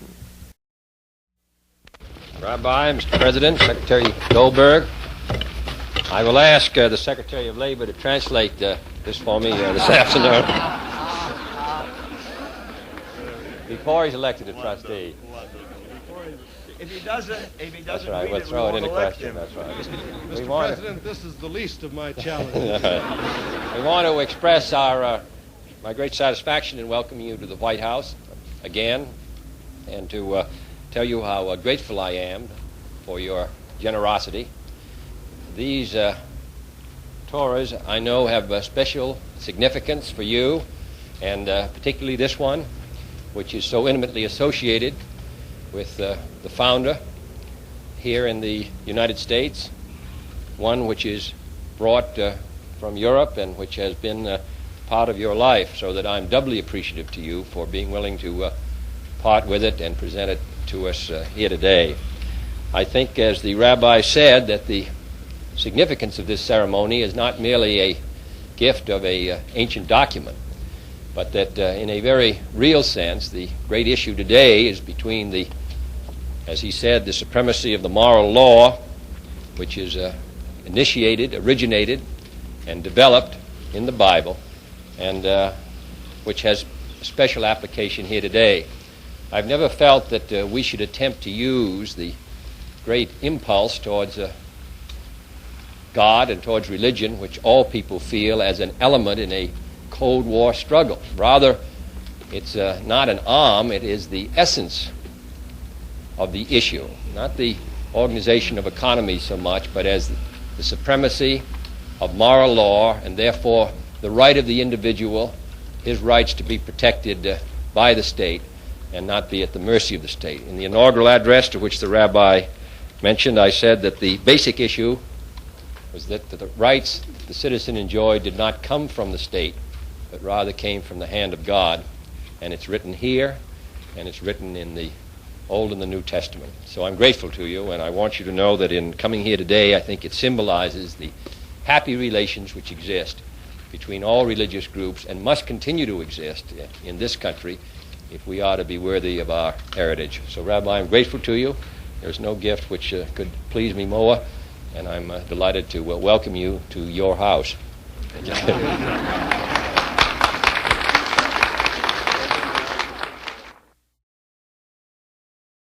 Remarks of the President at the presentation of the Harmon Flying Trophy to the crew of the X-15 rocket plane.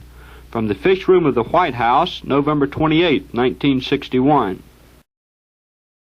I want to express my great pleasure at having an opportunity as President to participate in this ceremony, which presents this very famous and celebrated award, which is held by some of our most distinguished aviators, to these three flyers who I think in the year 1960 have done what earlier winners of this award have done in their time and generation. Among the winners of this award are, I think, Colonel Lindbergh, Major Kurt Balchin, and General LeMay, probably Mr. Sikorsky, and probably 5 or 6 others who are here today who also won it, who made their contribution to aviation. I think that this award is particularly gratifying because it is a very exact combination of technical development, engineering skill by the companies involved in manufacturing this plane, by the Air Force, and by the 3 men who indicate that, demonstrate that even though we may be able to make the most advanced contributions in the field of scientific development, the men are required, particularly those that are highly trained and with unusual courage and skill. I think, as you pointed out, flights of over 4,000 miles an hour at 215 or 20,000 feet, all this, I think, is an extraordinary achievement, so that I think in presenting it to these 3 men, I think they will also permit us to share their pride and satisfaction as a country. So, gentlemen, I want to, on behalf of the trustees, on behalf of the people of this country, to present this trophy to you and to tell you that your achievements give us the greatest possible satisfaction and a sense of pride in knowing that Americans have made this tremendous contribution and that we produced you 3.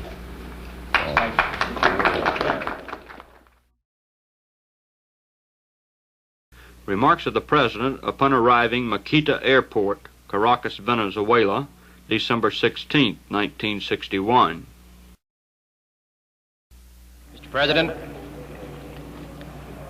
I'm more than happy to come to your country on my first visit as President of the United States to one of our sister republics in this hemisphere.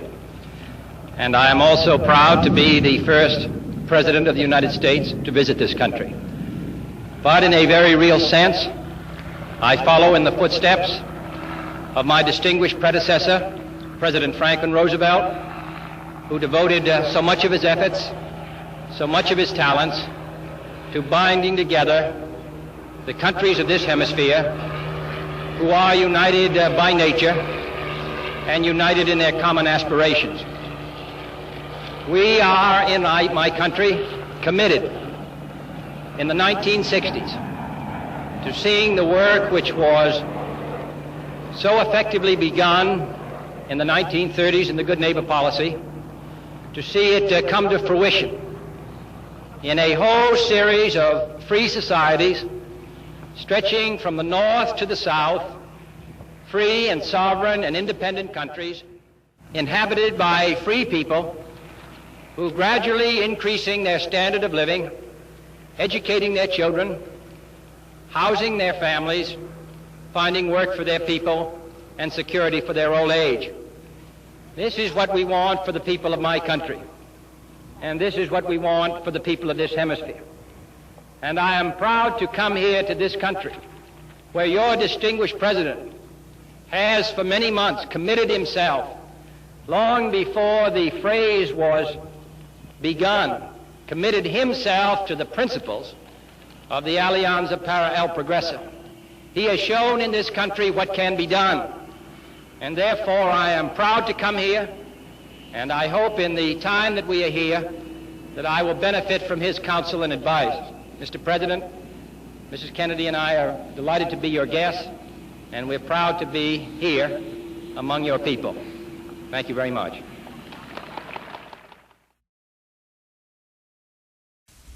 The President's greetings to Secretary of State Rusk upon the Secretary's arrival from the Punta del Este Conference, from the Rose Garden of the White House, February 1st, 1962. Expressing on behalf of all of the people of this country to express our great pleasure in extending a very warm welcome on a cold day to the Secretary of State and to the entire delegation, the members of the Congress from the House and Senate in both parties, who together represented our country during some most important days. All of us have the greatest pride and satisfaction in their work.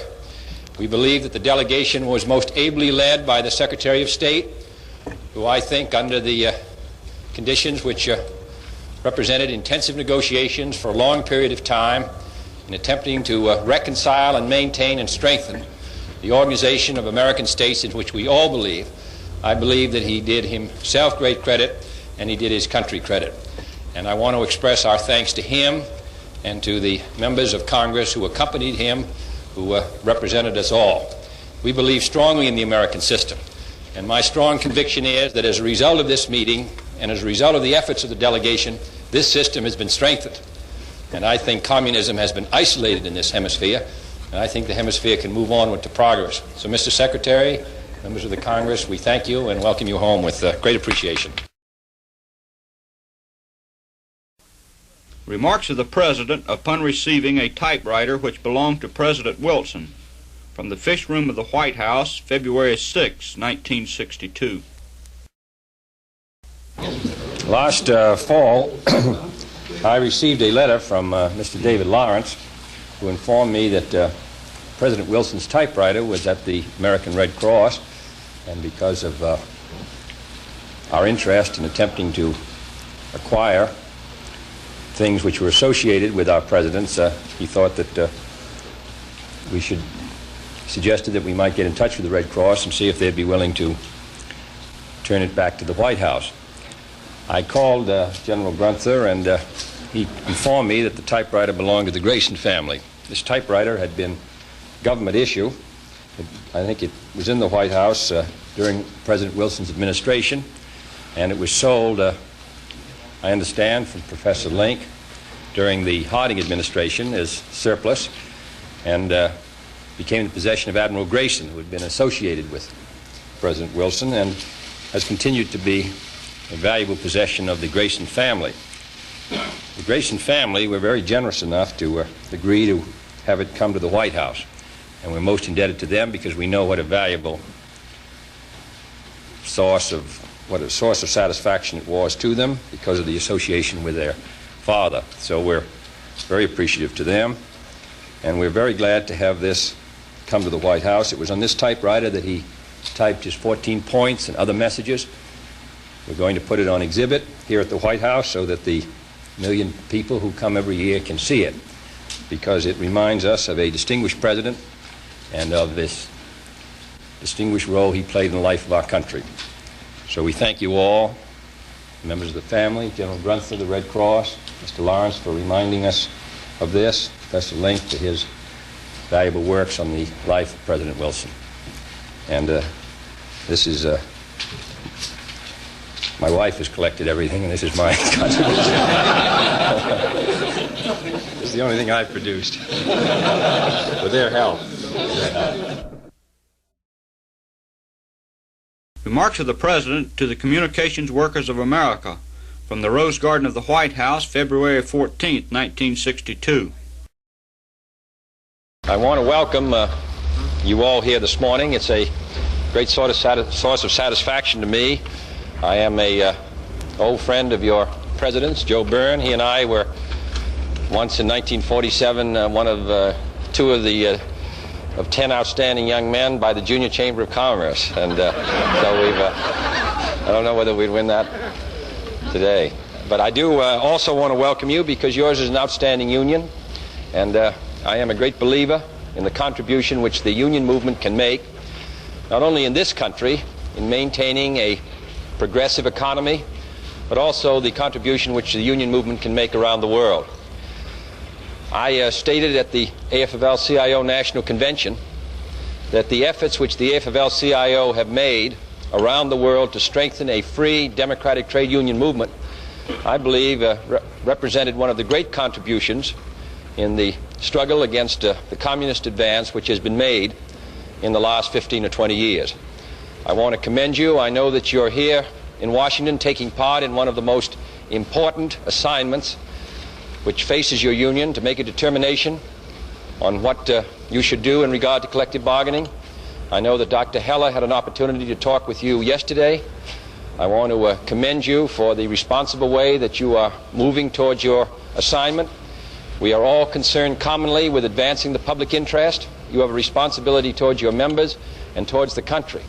And I'm sure that you are going to meet your responsibility to both of these, to your people and to all the American people, in maintaining our economy in a way which protects our people and makes it more possible for them to participate more fully in our lives here.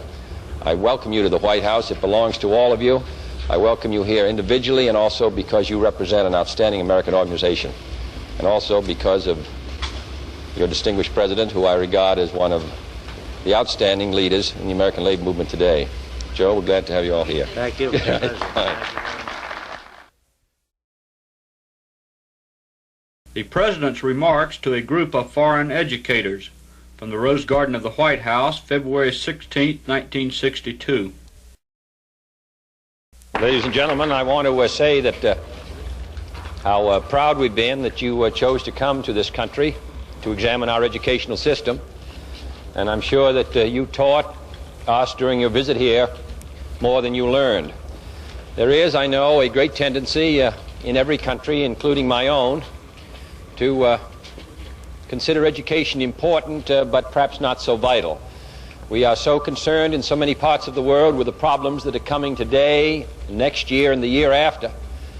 And it does take 5 or 10 or 15 years to educate a boy or girl, and therefore there is a tendency to concentrate available resources on the problems we face now, and perhaps ignore what the potentialities and capabilities will be of our people 10 or 15 years from now.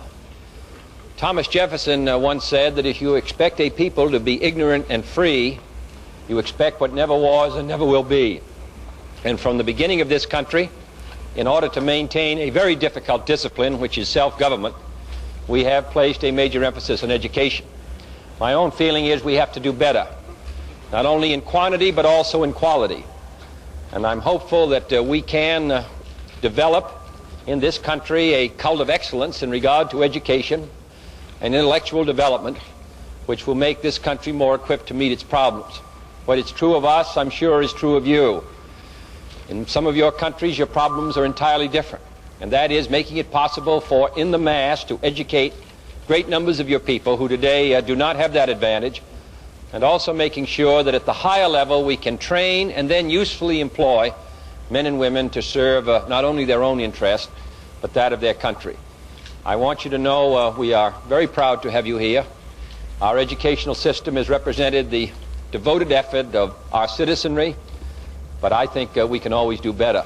And perhaps by your presence here and your questions and your concerns, you've been able to stimulate us to move more forward along what I consider to be the most vital function of society, to educate our people, to make it possible for them to realize their potential, and by serving their own personalities and development, serving the national interest. So we're glad to see you, and we hope that when you go home, you will be able to communicate to them not only things that you may have liked here or disliked, but also a sense of a people desiring to improve themselves and their country. Thank you. Remarks of the President upon the successful flight of Astronaut Glenn. From the South Lawn of the White House, February 20th, 1962. I know that I expressed the great happiness and thanksgiving of all of us that Colonel Glenn has completed his trip, and I know that this is particularly felt by Mrs. Glenn and his two children. A few days ago, Colonel Glenn came to the White House and visited me. And he was, as are the other astronauts, the kind of American of whom we are most proud. Some years ago, as a Marine pilot, he raced the sun across this country and lost. And today, he won. I also want to say a word for all those who participated with Colonel Glenn at Canaveral. They faced many disappointments and delays. The burdens upon them were great, but they kept their heads and they made a judgment, and I think their judgment's been vindicated. We have a long way to go in the space race. We started late, but this is the new ocean, and I believe the United States must sail on it and be in a position second to none. Some months ago, I said that I hope that every American would serve his country. Today, Colonel Glenn served his, and we all express our thanks to him.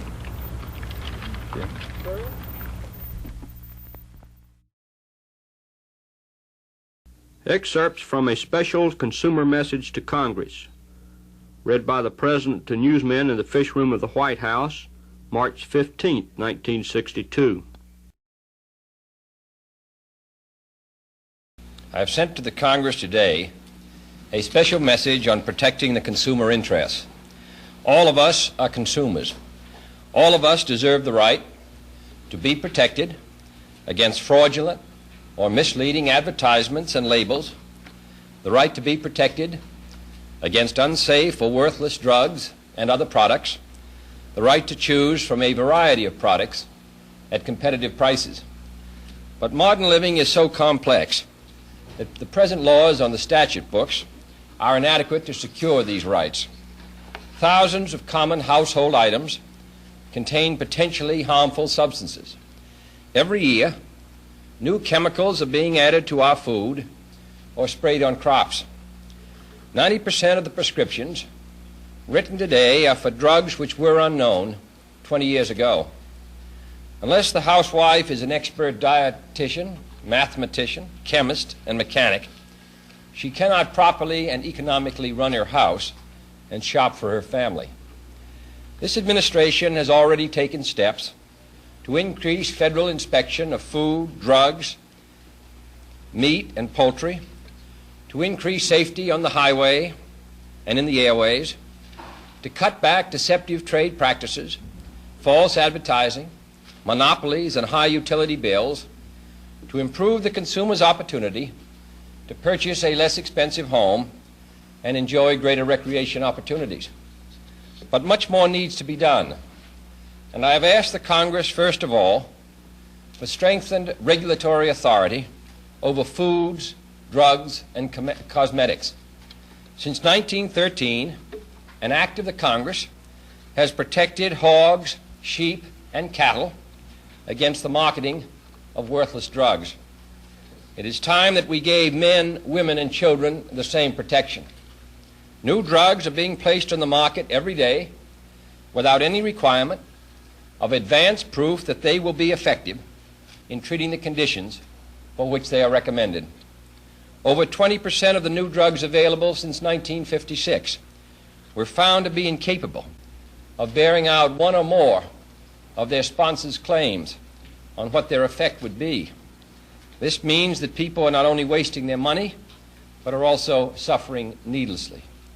Similarly, $2 billion worth of cosmetics are sold every year without any requirement that they be tested for safety. And as a result, thousands of women have suffered burns and other injuries to the eyes, skin, and hair. A fifth of all the meat we now eat is not inspected by the Department of Agriculture. An extensive underground traffic exists in habit-forming barbiturates and stimulants. Drugs which could often be sold by a simple common name are too often sold by complex scientific names which confuse the purchaser and raise the price. All of these problems are covered by my recommendations to the Congress today. Other recommendations call for a law to require consumers to know how much they're being charged in interest and at what rate when they purchase goods on credit or on the installment plan. A law to require new television sets to be capable of receiving 70 ultra-high frequency channels as well as the 12 VHF channels. And laws to tighten up our safeguards against monopolies and mergers which injure the consumer's interest.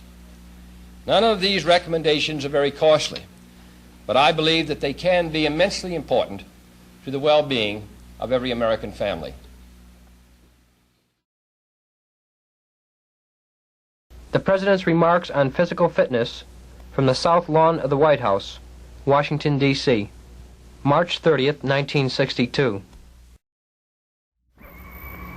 I welcome this opportunity to speak to the people of America about a subject which I believe to be most important, and that is the subject of physical fitness. And I speak not only as President of the United States, but also as a parent of 2 children who I hope will grow up with those qualities of vigor and energy which we identify with the best of America. This should be a matter of concern to us all. A country is as strong really as its citizens, and I think that mental and physical health, mental and physical vigor go hand in hand. I hope that we will not find a day in the United States when all of us are spectators except for a few who are out on the field. I hope all Americans will be on the field. That is, they will concern themselves with the education of their children, with the physical development of their children, with the participation in the vigorous life, and then also as their children get older, inculcate into them a desire to maintain that vigor through their normal life. Our citizens are living longer, and we want them to participate fully in that longer life. But they can only do so if they give some of their time and some of their effort to maintaining that vitality. This is a subject which should be of interest to us all. And I hope when we have seen the astonishing results which we have seen from our work in a few schools across the country, where we've been able in the short space of 2 and 3 months to change the physical habits and strength of our children, that this will spread to every school district in the United States, that all of us will participate in the life around us, and in so doing will be better citizens and happier ones. This is a challenge for us all, children, boys and girls, college students, mothers and fathers, and all of us, I think, should welcome it. I hope all of you will join in a great national effort to build a strong and better America through physical effort and through the contributions we can make by the drive and force we bring to our daily lives. Thank you. The President's remarks to the representatives of the Agricultural Stabilization and Conservation Committee from the South Lawn of the White House, Washington, D.C., April the 4th, 1962. Miss Secretary, Undersecretary, Assistant Secretary, Senator Jensen, ladies and gentlemen, I want you to know that we're planning to grow wheat, corn, livestock. We want to get in on this. We want to welcome you here to the White House, and to first I want to express what I think is the appreciation of all those who are concerned about the welfare of the farmers to our distinguished Secretary, who has worked, I think, tirelessly, even though he may not have always proposed programs which every farmer agrees with. I think every farmer does agree that they have now a Secretary of Agriculture who is committed to their progress. And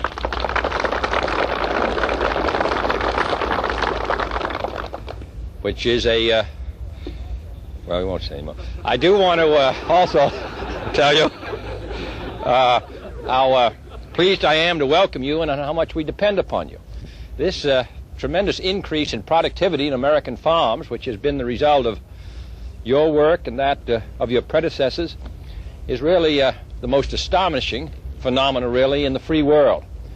And it has been the most source of the greatest pride and satisfaction to us. This is one area where our production really serves as the strongest magnet to people all over the world who stand in a crossroads attempting to decide which road they shall travel. Our problem is one of overproduction, one of our ability to produce more than we can consume at reasonable prices. The problem of our adversary is, of course, underproduction, and where we have a world in which, in so many areas, 50, 60, or 70, or 80% of the people in every nation are committed to the growth of food. This is bound to have the most impressive effects. So that when we talk about agriculture, we should talk about it with a source with pride, and not always talk about it as one of our great problems or burdens. It's really one of the great success stories of the United States and really of the whole free world. In addition, we have to recognize that with this great success story, there has come special responsibilities upon us as a people. The federal government, after all, is not an organic entity itself, but it is the common interest of all the people. And therefore, we are concerned because we depend upon the farmers as consumers. The farmers themselves, who work long and hard, as you know better than anyone, must be assured for their labor of an adequate return. And that is what we're attempting to provide. Now, we have to attempt, within our governmental policies, to provide an adequate balance between supply and demand. If the government should withdraw its efforts, as some people favor, then there would be a collapse of farm prices, as we saw in the 20s, and disaster would follow from the farms to the cities. If the federal government's policies are merely ineffective, we will have the surpluses piling up, the tremendous cost to the taxpayers, until ultimately the people who live in other sections of the country will grow tired and weary and will refuse to support agricultural policies that promise no solution. So that we have to promise that there is going to be a solution, that the cost may be high, but at least we are moving towards an adjustment between supply and demand, which will protect the interests of the farmer and the consumer, and also protect the interests of all the people expressed through their national government. We depend upon you to help us achieve that balance, which is most difficult. If it were easy, it would have been done long ago. Others have tried and failed. The farmers paid a heavy cost in that failure. We're attempting to meet a problem which is difficult, which is challenging, but nevertheless a problem which I think we can meet.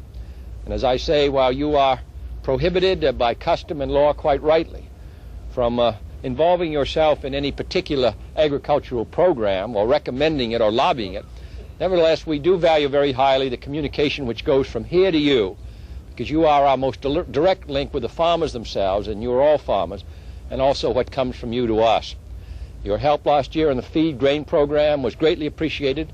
It helped ensure its success, and we are therefore particularly glad that in the spring, which is the great time of the year for farmers, that you've come to Washington for 2 days to exchange your views with the Secretary. I hope you will be an exchange, not merely from us to you, but from you to us, because we live in a rather isolated area. It's not a particularly agricultural center here in Washington, and we depend upon you to tell us what farmers are thinking. Not merely we hear through their organizations and the leaders of their organization, but what they themselves are thinking, and that's where you serve a most valuable purpose. We hope you'll also see the members of Congress and acquaint them and the senators. We don't want them to be, as the Secretary said, lonesome. I want to tell you again how glad we are to welcome you here.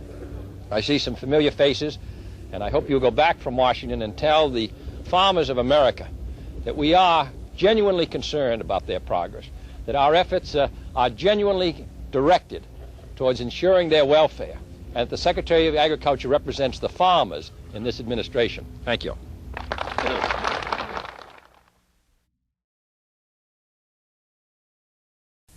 Remarks of the President at cornerstone laying ceremonies at the new Rayburn office building.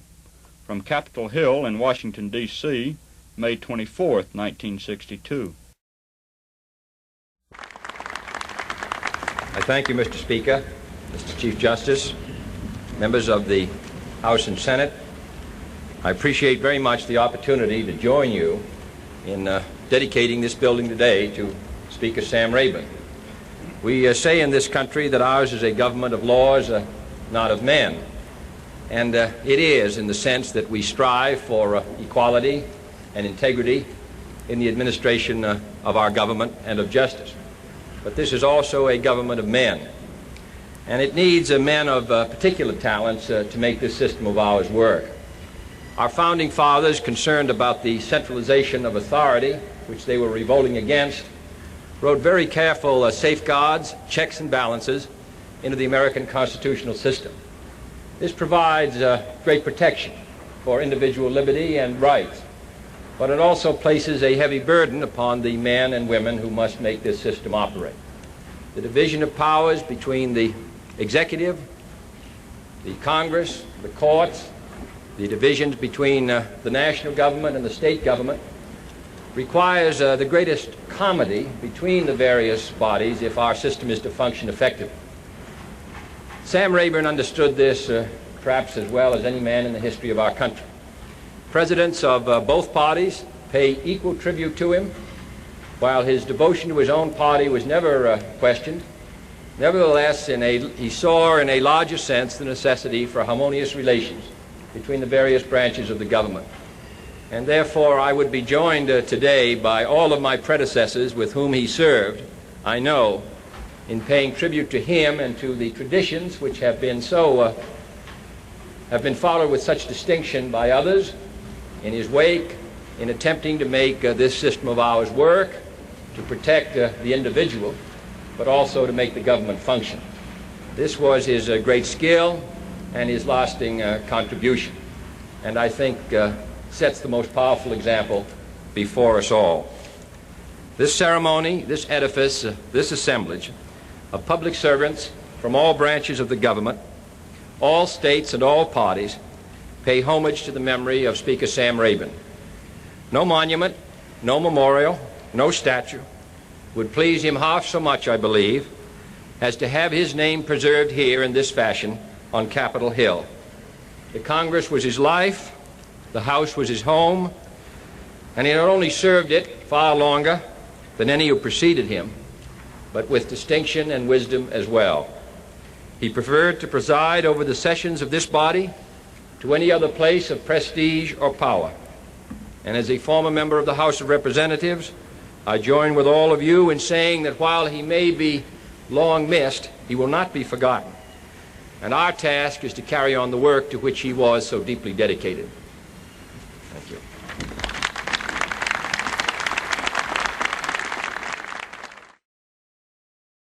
Remarks of the President to the National Senior Citizens from the Rose Garden of the White House, May 26, 1962. My old friend and colleague, Congressman Farrand, ladies and gentlemen, I want to welcome you to the White House and tell you how much we appreciate the support that you have given our efforts to provide medical care for the aged. I believe that we are going to be successful. As I said last Sunday, if not this year, and I believe that we have a very good prospect of being successful this year, then certainly next year. But I believe that this is the year that we should attempt to secure the passage of this most important legislation. It will serve our citizens as effectively as Social Security has served them. And I hope that when I become a senior citizen myself, which is getting closer and closer, that I will have as an opportunity to support as effective a cause as you are supporting in the days of your retirement. This is in the interests of our senior citizens and all those who will someday occupy that exalted station. In addition, it serves their children, your children, and others upon whom the burden of medical care falls most heavily. This is a matter which affects our entire population. And with the long and distinguished record of service which the Social Security system has rendered, I believe that we have an opportunity in our time to build that edifice even more strongly. We are fighting, in a sense, an old fight, and we are opposed by those who have opposed in other days progress. But we shall be successful. And when we are, a good deal of the obligation for that success, a good deal of the thanks for that success will rest with Congressman Farrand and with all of you. So we're very glad to have you here at the White House and to tell you how welcome you are.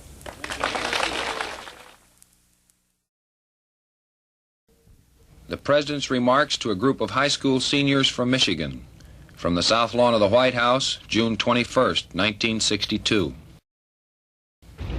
Boys and girls, I'm glad to see you here. And I must say I don't think that there's any group of high school students who've been more welcome in Washington and welcome here at the White House. Is Dwayne Richardson, I understood that this young man may have come with you? Dwayne, we're glad to see you. Well, we want to say that we're particularly glad to welcome you for, I think, the reasons that you know. The fact that this high school class spent several years in building up a $700 fund to get them here to Washington, and then to help a classmate, gave up their trip, makes it really, in a sense, unnecessary for you to have come to Washington, because all the things that we hope you might learn, all the lessons that a trip to this capital, this very old house, might have taught you, I think you learned in your own hometown and your own school. But nevertheless, I'm glad you came anyway. And I do think that it demonstrates that on occasions, and more occasions perhaps than we think, acts of generosity and consideration bring back returns many more times. So that you are very much honored guests here. This house belongs to all of you. You can't possibly move through Washington without getting a greater sense of devotion to your country. This house, which is, I think, a symbol of all that's best about our country.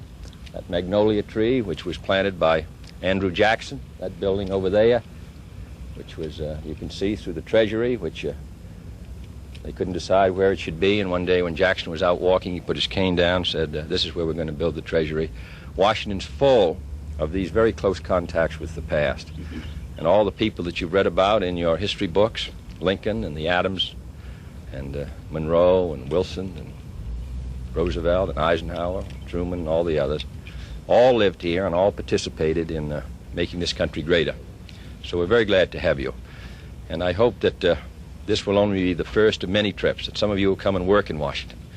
Others will think of how you can serve your own hometown and your state. Others will think of going abroad and serving our country. So we're glad to have the best resource this country has, all of you, and we're particularly glad to have had a chance to welcome you here. I first heard about this when Senator Hart made a speech on the floor of the Senate. Ken Heckler, who doesn't even come from Michigan, nor do I, he said that how important this effort was. Congressman Griffin, who you all know, all of them, all of the Congress, all of the government, all of the country welcome you here to Washington. I'm very glad to see you.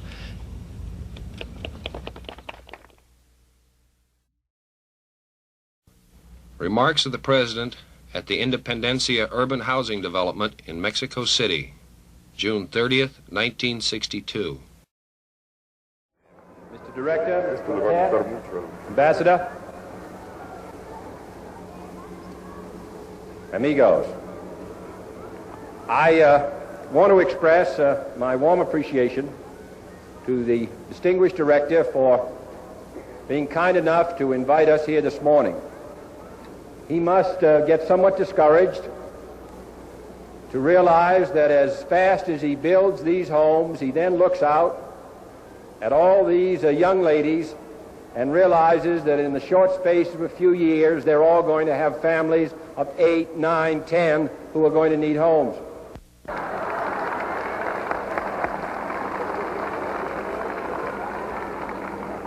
I want to compliment the members of the council, the director, and the architect, and all of you for how beautifully this project has been put together. I have seen in many places housing which has been developed under governmental influences, but I have never seen any projects in which governments have played their part, which have fountains and statues and grass and trees, which are as important to the concept of the home as the roof itself.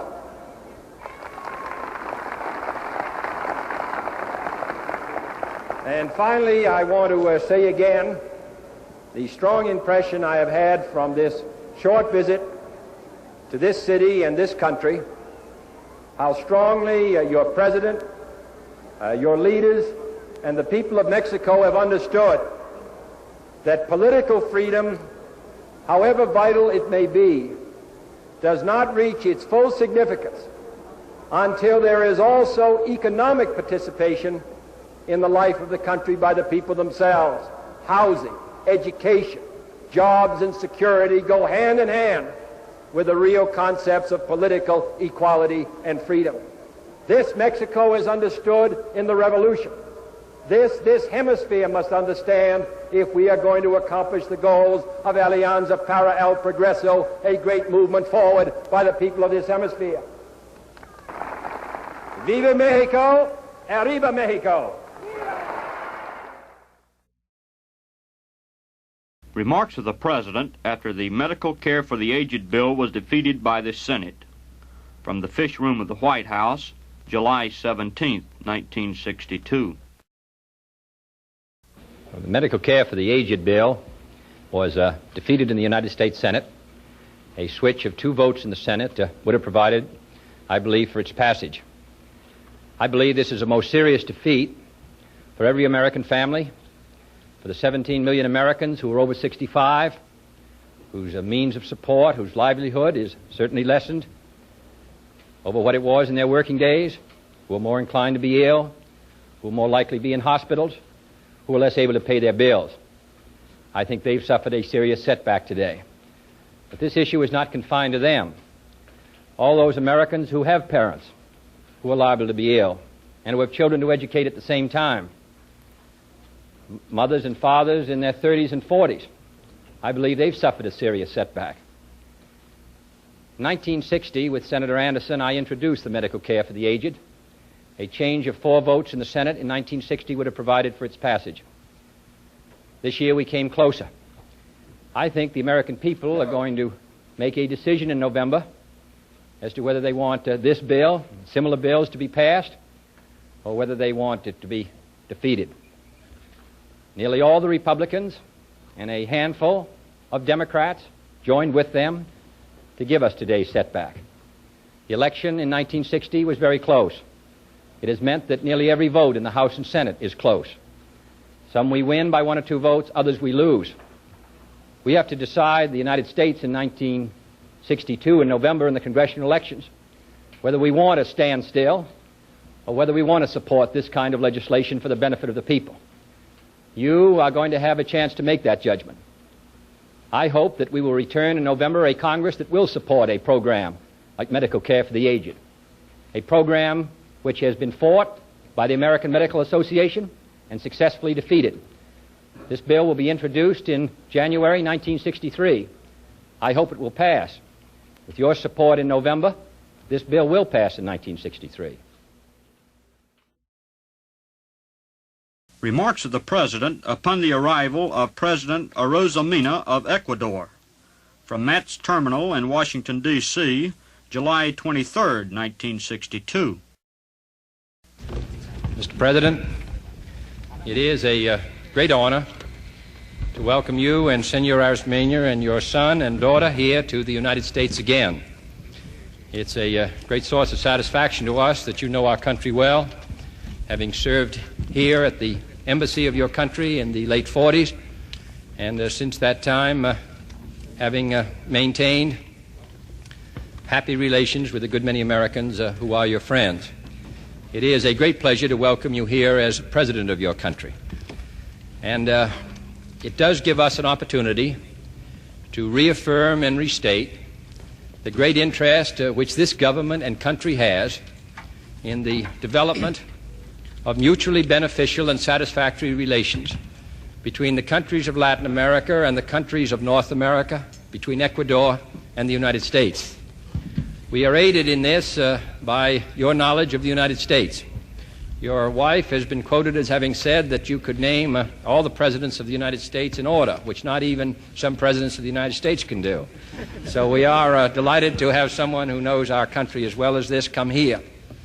But we are also anxious, as a result of your visit, that the people of this country know your country, that they recognize how linked as we are by nature, linked as we are in a sense for the future as well as the past, that Ecuador and the United States, the people of Ecuador, the people of the United States realize that they want for each other what we want for our own countries. and that is a better life for the people in a life of peace.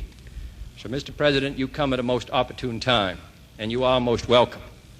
This country has committed itself, along with Ecuador and our sister republics, to a great alliance for progress, which is a common effort by all of us to provide a decent life for the people of our hemisphere, an opportunity to work, to be educated, to find jobs, to find security. This is your objective as it is ours. And I want you to know, Mr. President, that this government, and certainly I as President, are doing everything to provide for a realization of these ideals. It will take time, but time is not necessarily our friend. So I think it's very appropriate that you should come here and we should consider together how best we can make this hemisphere an inspiration for all those who wish to be free. Mr. President, you're most welcome here back to the United States, back to Washington, and we're especially glad that you are accompanied by not only Senora, but also by two distinguished future citizens of your country. Mr. President. The President's remarks upon signing the Foreign Aid Bill. From the President's office in the White House, August 1st, 1962. I am today signing S-2996, the Foreign Assistance Act of 1962. In enacting this legislation, members of the Congress of both parties have again demonstrated their understanding that it is our national obligation and in our national interest and security to work for a world in which there is a chance for national sovereignty and national independence. This matter of foreign assistance has been outside of the party dialogue since 1947 when the program began. And while it is a matter which has caused a good many members of the Congress and the executive branch a good deal of difficulty in the political sense, members of both sides have risen to their greater responsibilities, which is the security of the country. I cannot emphasize, sitting in this position where I sit, how important this bill is. It provides military assistance to countries which are on the rim of the communist world and under direct attack. It provides economic assistance to those governments which are under attack from widespread misery and social discontent, which are exploited by our adversaries. And this permits us to speak with a much stronger and more effective voice. The amount of money that's involved in the non-military areas are a fraction of what we spend on our national defense every year, and yet this is very much related to our national security and is as important dollar for dollar as any expenditure for national defense itself. So that the very clear identification with our national security has been recognized by President Truman, President Eisenhower, and I can emphasize how strongly I recognize it. And in Latin America, where they have staggering problems, Africa and Asia, where many events are encouraging to us, it would be a great mistake and a great loss if we failed to carry on this program this year. I recognize that many of our fellow citizens disapprove it, but I really believe that that's because they do not recognize how closely tied in it is to our national interest. They support these large expenditures for defense in many cases and oppose this. And yet I put the two side by side, and in many areas this is the most important because it assists those countries which are directly under the gun. So I want to express our appreciation to members of both parties who are here.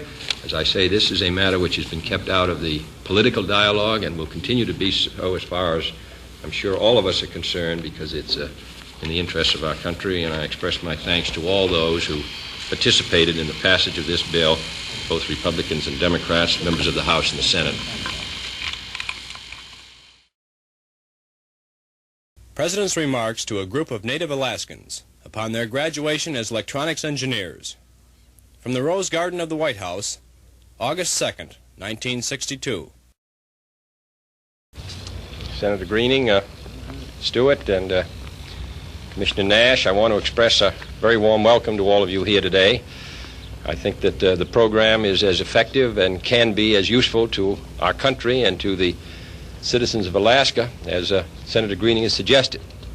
And he is second to no man in suggesting flexibility in the Budget Bureau when it comes to the interests of Alaska. I want to tell you how impressed I've been to read about your effort in coming and studying for 18 months. It's an extremely complicated and sophisticated subject to which you've devoted your attention.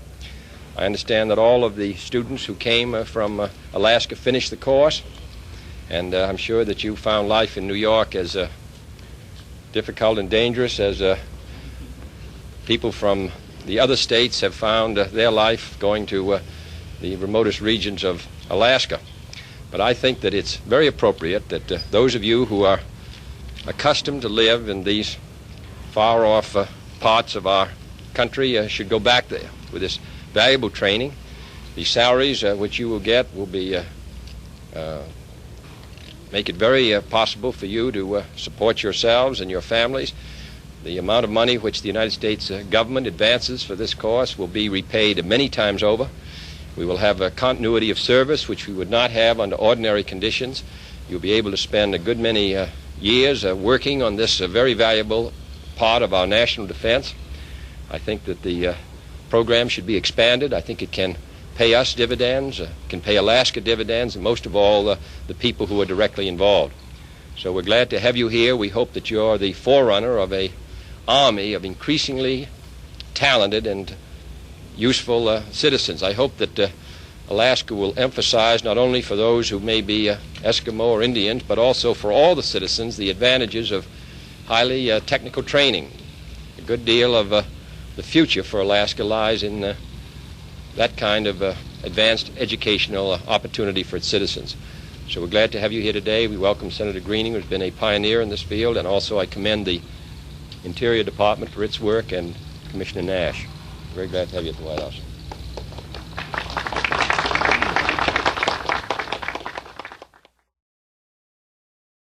President's remarks to the Interlochen National High School Orchestra at the Children's Concert. From the South Grounds of the White House, August 6, 1962. I want to welcome you all to the White House, and particularly welcome this distinguished symphony orchestra. These young ladies, gentlemen, I think approximating nearly 100, are the survivors of a very difficult and intensive competition stretching nearly between 1,500 and 1,600 of their contemporaries who also took part in this study of music, and the best were chosen to come here to Washington. This is a most distinguished school, turning out some of our best musicians. I'm particularly proud to welcome them all to the White House. They're going to play some, I think, songs written by Americans and also by others from around the world. It shows the very strong international nature of the arts, particularly of music. I know that there is some feeling by Americans that the arts are developed in solitude, that they are developed by inspiration and by sudden fits of genius. But the fact of the matter is that success comes in music or in the arts like success comes in every other form of human endeavor, by hard work, by discipline, over a long period of time. Every musician here, every musician in the United States, every musician in the world plays after months and years of the most painstaking work, the kind of discipline which most people cannot endure. So that I hope when you see them that you realize that they are not playing merely because they happen to have natural talent, but they are playing because their natural talent was developed by their own sense of discipline. In addition, we're glad to have them here because I think they symbolize a great artistic movement which is so strong in the United States. There are over 33 million Americans who are interested in music, interested in other forms of art. That is a tremendous statistic. That does not say that 33 million Americans play well. I was once, when I was younger, was one of those statistics which were thrown around so casually in those days. That does not mean that 33 million can play so you would want to hear them, but they play because they want to hear themselves.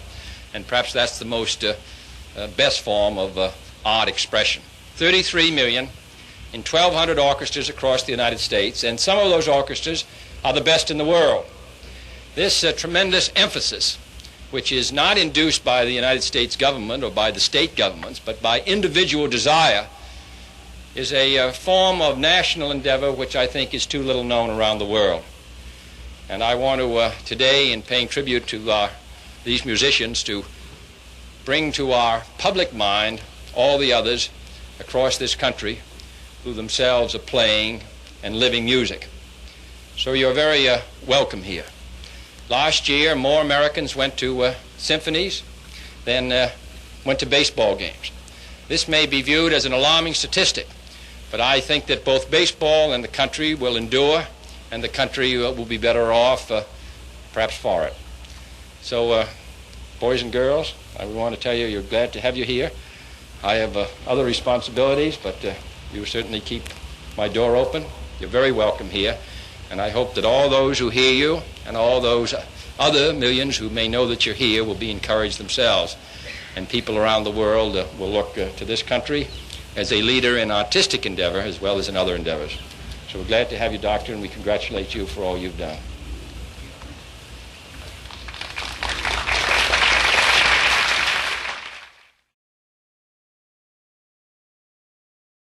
The President's remarks on National Rehabilitation Program from the South Lawn of the White House, August the 14th, 1962. Very glad to, Mr. Secretary, very glad to welcome here to the White House Mr. and Mrs. Frisky from Boswell, Pennsylvania.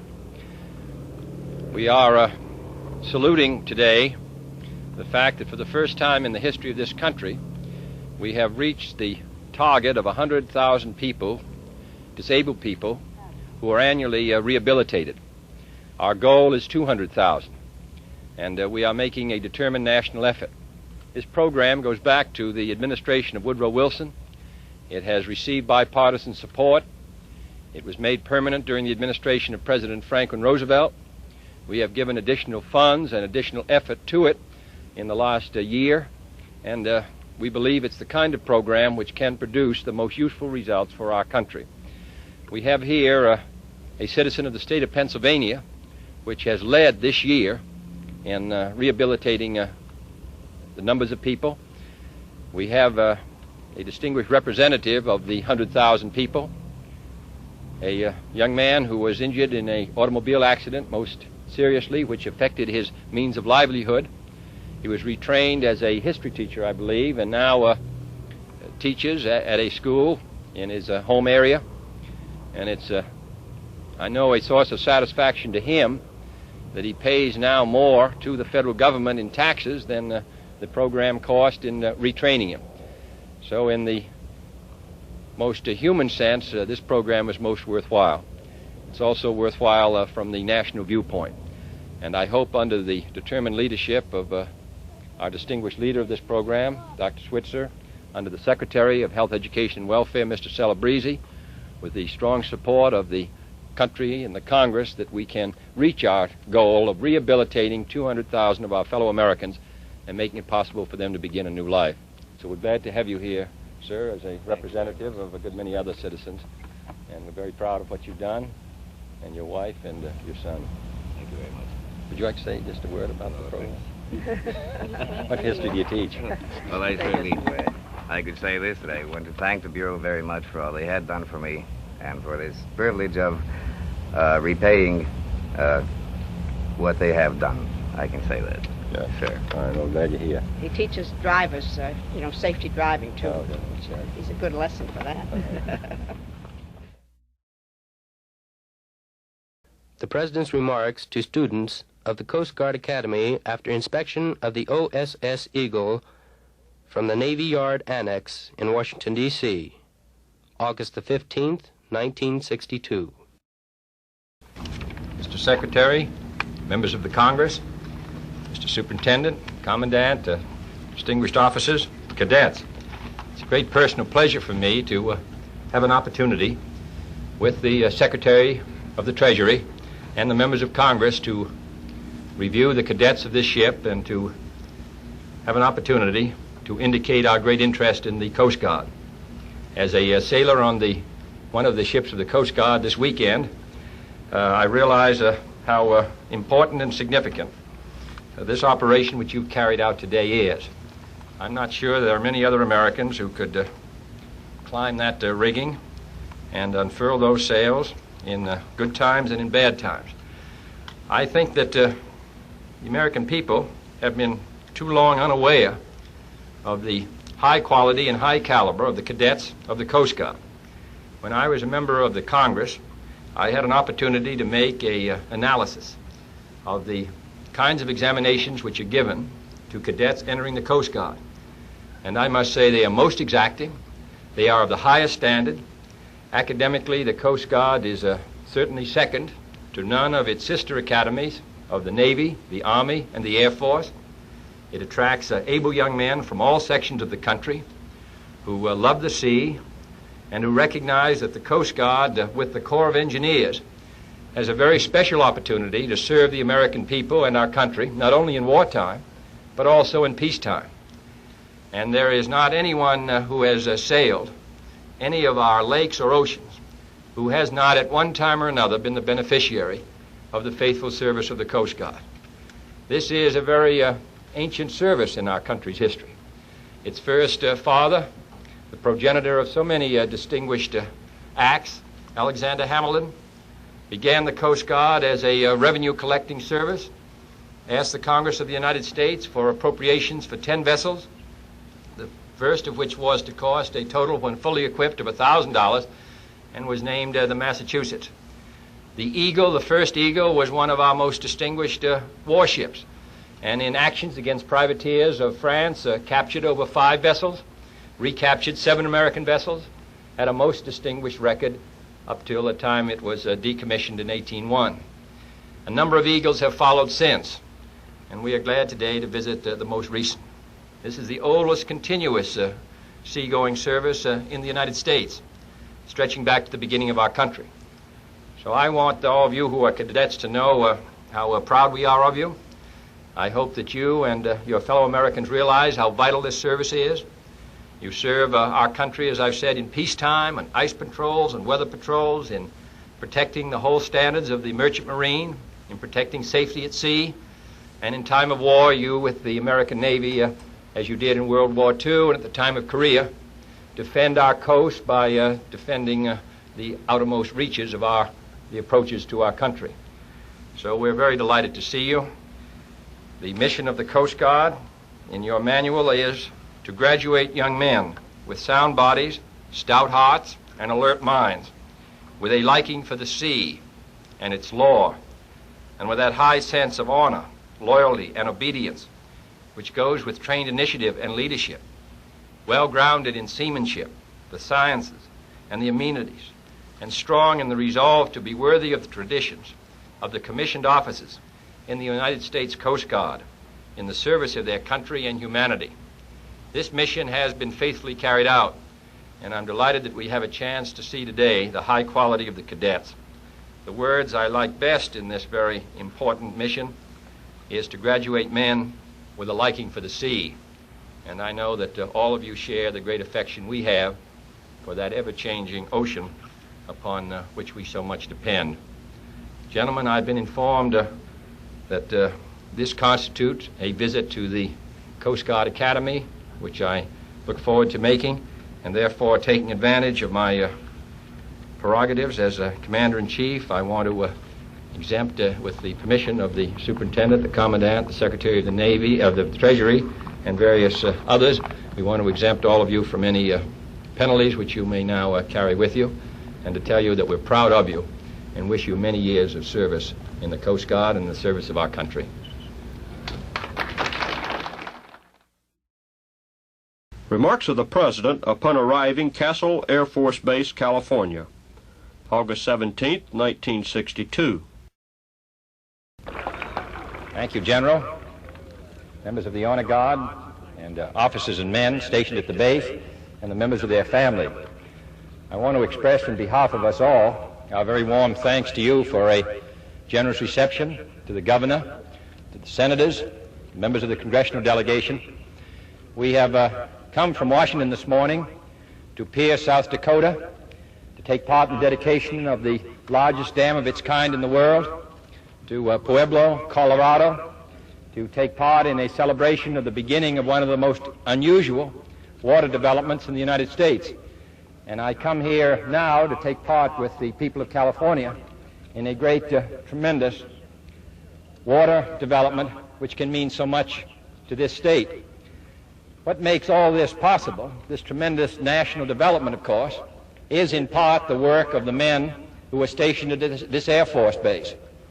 The men who were stationed here and their comrades in 100 different bases stretching across this country and indeed around the world have kept the peace for the United States for many years, have protected our security and that of dozens of countries which are associated or allied with us.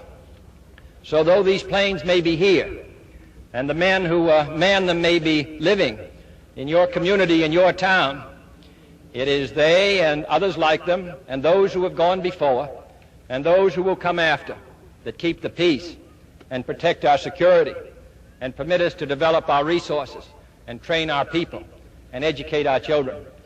So I want to thank all of you, and I know in expressing my appreciation to you for your welcome here, I express the thanks of the people of the United States to the men who serve here. Thank you.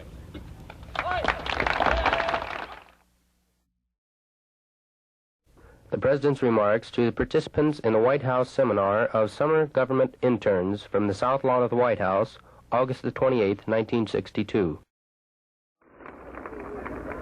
I want to, somewhat belatedly, I want to welcome you all to the White House.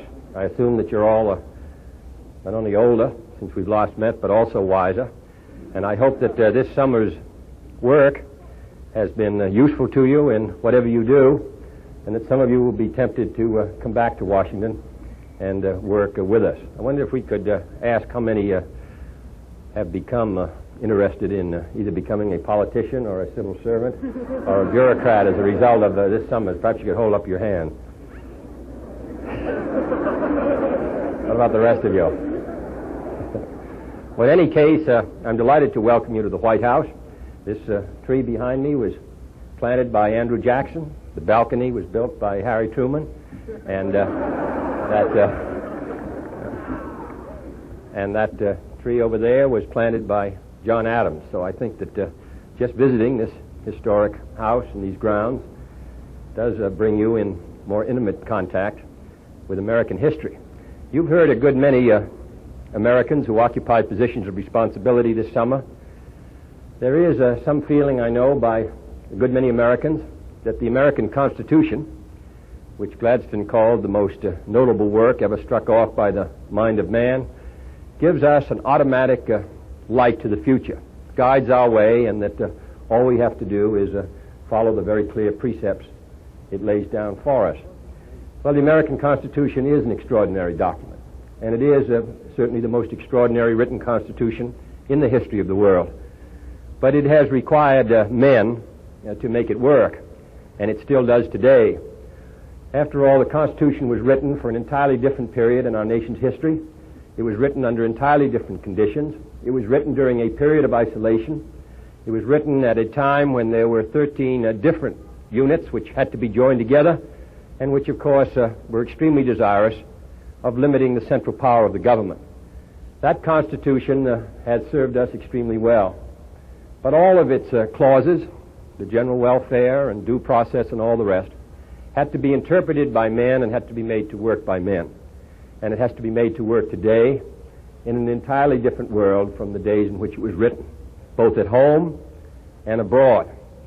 I am always struck by the fact that the United States, which has had so many gifted political leaders, that in the days before the war, beginning in 1860 and 61, that we had for a period of 30 years in the Congress the most extraordinarily gifted figures that we've had in our history. Calhoun, Clay, Douglas, and Benton, and all the rest. And yet they dealt in their whole life, and many of them stayed in the Congress for a generation, with only 3 or 4 problems. Tariffs, states' rights and the new states coming in, slavery, currency, and 2 or 3 others. And yet this extraordinarily gifted group of men failed.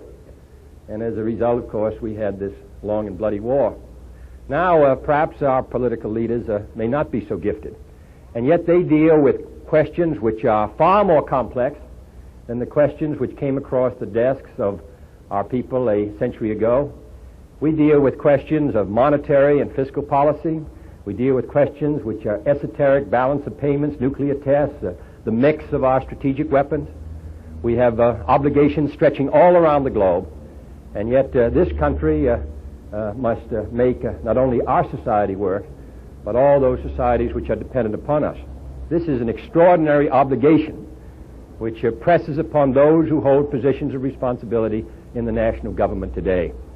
And where these rather towering figures of a century ago failed in dealing with the relatively few and, in a way, obvious questions with which they had to deal, now the questions which come across our desk, and therefore really in a sense the desk of every citizen, every active voter, dwarf in complexity and in significance and in importance all that went then.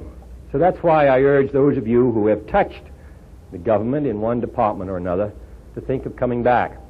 I know perhaps a generation ago or even 10 or 15 years ago, a government career was regarded as a sense for those who wanted the more secure and steady life. That isn't true, of course, today. Whether you serve the government abroad, and I can assure you it isn't a place for those who prefer it, the gentle winds. I think whether you work for the United States abroad, as did Major Bailey, who I saw yesterday, who served us in Laos, or whether you work here in Washington or any place, this is the most challenging career that could be possibly before any American. And while the compensation may not be as great, the immediate financial compensation, nevertheless the rewards are unlimited. So I hope that those of you who can will come back here. Those of you who cannot will choose some other way of serving the general interest. For the next 10 or 20 years, the burdens will be placed completely upon our country for the preservation of freedom. We stand in the center, and we are associated with allies. We are associated with those who are neutral but who are friendly to us. We are associated with those who have a latent hostility to us. But all depends upon the keystone, which is the United States. And that is a sober responsibility for a country which 20 years ago prided itself on its long isolationist and neutralist tradition. So I hope you do come back. Woodrow Wilson once said that every man sent out from a university should be a man of his nation as well as a man of his time. And those of you who had the advantage of college educations and work here, I think can represent the best kind of civil servant or politician. It is an attractive career, I assure you. And I wouldn't want anyone to sit on the sidelines today when so much goes on in the mainstream. Would you have counted him a friend of ancient Greece? A great American educator asked a century ago at the time of the Kansas-Missouri struggle, would you have counted him a friend of ancient Greece who quietly discussed the theory of patriotism on that hot summer day through whose hopeless and immortal hours Leonidas and the 300 stood at Thermopylae for liberty? Would you count anyone a friend of freedom who stands aside today? So I hope that you come in and join us because the water is not too cold. We're glad to see you.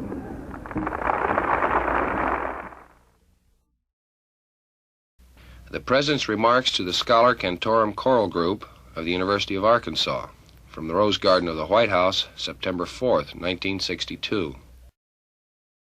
Senator Fulbright, Ambassador, Mr. McClellan, members of the Congress from Arkansas, and ladies and gentlemen, I want to express our great appreciation to all of you.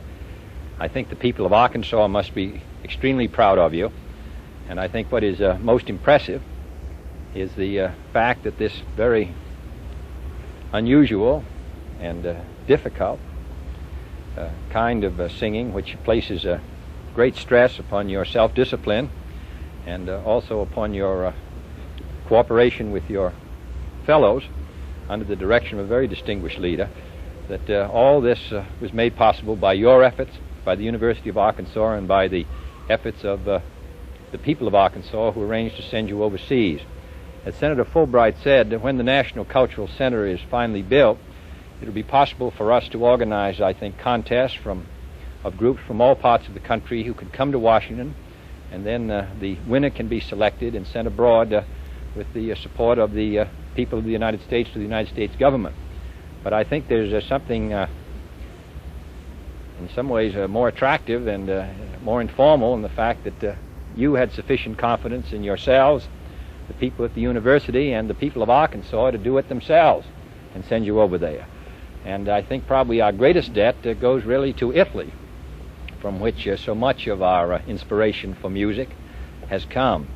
So I think this close link between Arkansas and ancient Italy, between all of you who represent our best talent, I think is a very heartwarming evidence of the great ties that bind the Western world. So we're glad to have you here. I think that the people of Arkansas must be very proud of you, as I am. Glad to see you. The President's remarks upon arrival at the Houston International Airport in Houston, Texas, September 11th, 1962. Mr. Mayor, Mr. Vice President, Congressman Thomas, Mr. Webb, who directs the NASA program, Congressman Miller, the chairman, ladies and gentlemen, I want to express our very warm appreciation on behalf of us all for your welcome here. I don't know whether the people of the Southwest realize what a profound effect this whole space program is going to have on this most progressive city and state. The scientists and engineers and technology and technicians who are going to be attracted to this great space center can really remake the industrial life of the Southwest United States as we reach towards the moon. I think it's most appropriate that this space center should be located here in Houston, here at Rice University. A city which has been identified with progress in this state and country.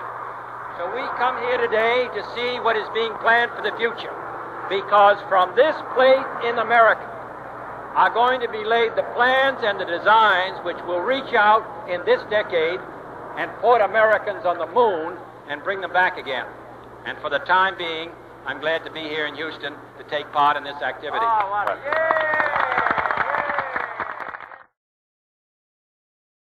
The President's remarks at the Rich Building of the National Aeronautics and Space Administration in Houston, Texas, September 12, 1962.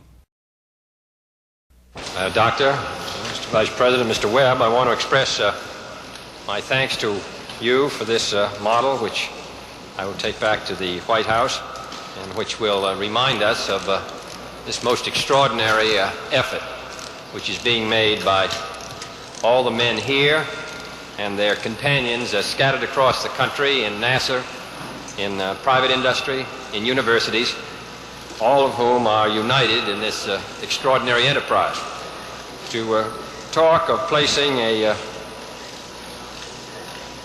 tremendous rocket outside the orbit of the Earth, to send it to the moon, to rendezvous, to go to the moon's surface, to put men on the moon, to take them off, to rendezvous again and bring them back to Earth safely, and to talk about doing that in the next 5 or 6 years indicates how far and how fast we have come, and how far and how fast we must go. And back of all of the extraordinary scientific and technical accomplishments which must be made to make this possible, of course, are the men who are involved, and particularly those who are at the point of the spear, those who must fly this mission into the most unknown sea. So we commend them and all who are associated in putting them there. Thank you. The President's remarks upon arrival at the Harrisburg, York State Airport from Harrisburg, Pennsylvania, September 20th, 1962. Mr. Morris, Governor Lawrence, Senator Clark, Mayor Dilworth, distinguished gentlemen, I want to express my thanks to you for coming to the airport. 18 months ago, I used to do this 6 times a day, but I haven't done it for a long time, and we start today, and most appropriately in Pennsylvania, on the fall campaign for 1962. I think this is a most important election because it involves not only the control of the House and the Senate, but also the kind of government which the states will have, moving as they must move in their sphere of responsibility, taking care of the needs of their people as we must do it on the federal level. I have just come from Washington, D.C., And I think we saw today in the House of Representatives a very clear indication of why this election is so important. We passed in the House of Representatives by 5 votes an agricultural bill which will save this country nearly $500 million, as well as protect the economic rights of American agriculture. And we lost in the House of Representatives a bill of assistance to higher education, and 3/4 of the Republican Party voted against it.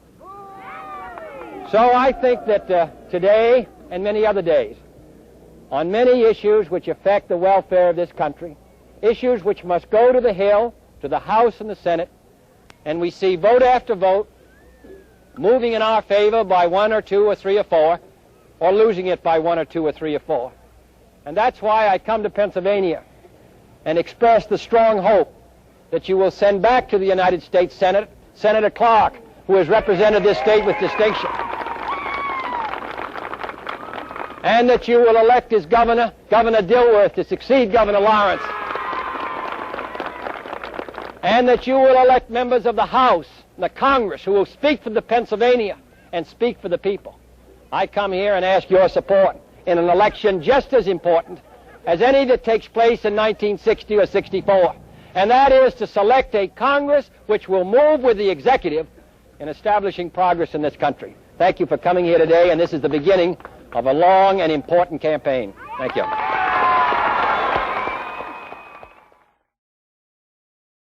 The President's remarks upon receiving a painting from the Army and Air Force National Guard from his office in the White House, September 25th, 1962. Thank you. Well, General, I want to express my great appreciation to the God and for this very generous gift to the White House, and to congratulate Mr. Riley. I think this is first-class painting which will add materially to the White House, and we'll put it out in the fish room because I think it should be seen by our visitors. I also want to take this opportunity to commend the God. They have played a very significant role in all the wars of our country's history. World War I think they provided over 300,000 men in a number of divisions. They did the same in World War II. They played an important role in the Korean War. They were among both in the air and on the ground. They played a role during the Berlin crisis of last year, and they stand ready again today.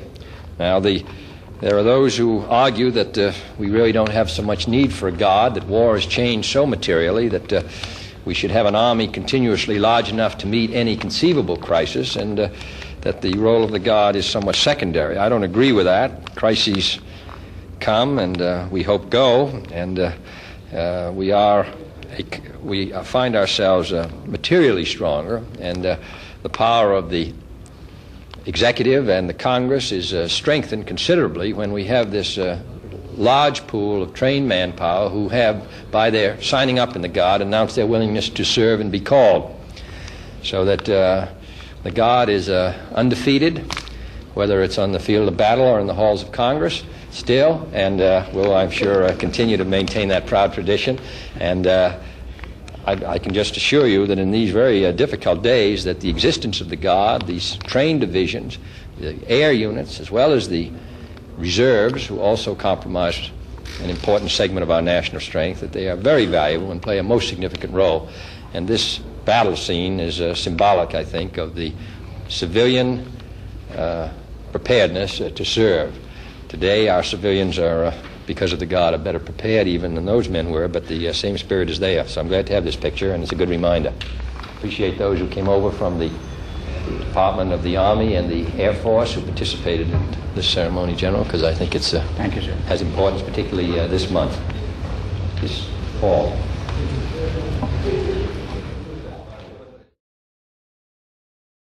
The President's remarks at the swearing-in ceremony of General Maxwell Taylor as the new chairman of the Joint Chiefs of Staff, from the Rose Garden of the White House, October 1st, 1962. General, it's a great pleasure to participate for all of us, the Deputy Secretary of Defense representing the Secretary, the other members of the Joint Chiefs of Staff, of the Air Force, the Navy, and representatives of the Marine Corps, also former members of the Chiefs of Staff and former chairman of the Joint Chiefs of Staff who are with us today, General Lemonster and General Decker. It's a great pleasure to have this opportunity to swear in General Taylor as chairman. I have worked very intimately with General Taylor, where he has been the military representative of the President, and working closely with me as a liaison with the chiefs, who are my official advisors under the laws of the Congress, and as a practical matter of fact. General Taylor will now assume the responsibility borne with such distinction by General Lemonster as chairman of the Joint Chiefs, and therefore as chairman of the advisory board to the President on matters affecting the national security. I am impressed as President with the succession of distinguished officers who I have had the opportunity to serve with. General White, who was the first to retire, Admiral Burke, head of the Navy, General Decker, who's now retired as head of the Army, General Lemonster, who's moved on to new responsibilities, others who were here, the man who took over, General LeMay, Admiral Anderson, now General Wheeler, a number of distinguished and patriotic men of high competence and integrity who serve in our armed forces. And while these men are the leaders of our armed forces, rank after rank, I think we find the same qualities down to the academies at West Point, Annapolis, and at the Air Force. So this country is very fortunate, instilled with a strong constitutional sense of the responsibility of the armed forces to the civilian heads. They carry out their duties and also advise in a way which makes it possible for us to fulfill our responsibilities and oaths more effectively. So we're grateful to the armed services and those who in a number of ways carry out their responsibilities to their country from in all parts of the world. And we're particularly glad to have General Taylor with his broad experience, his distinguished combat record in Europe and in the Pacific, in Korea, who has, I think, comprehends and divines the great strategic and tactical problems which face the United States and the free world today.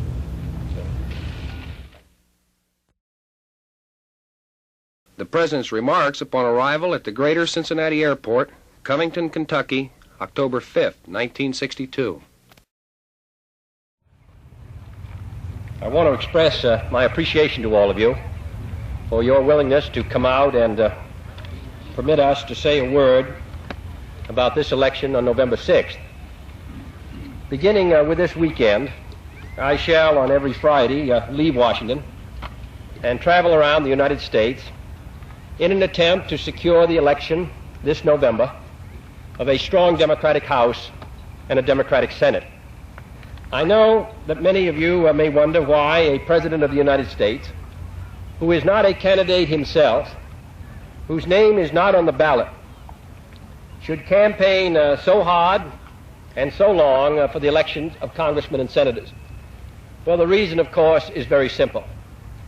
And that is, while any administration and any president can make proposals dealing with matters which affect the welfare of all of our people, in the final analysis, it will depend upon the House of Representatives and the Senate to determine whether that legislation shall become law, to determine whether those proposals shall be accepted.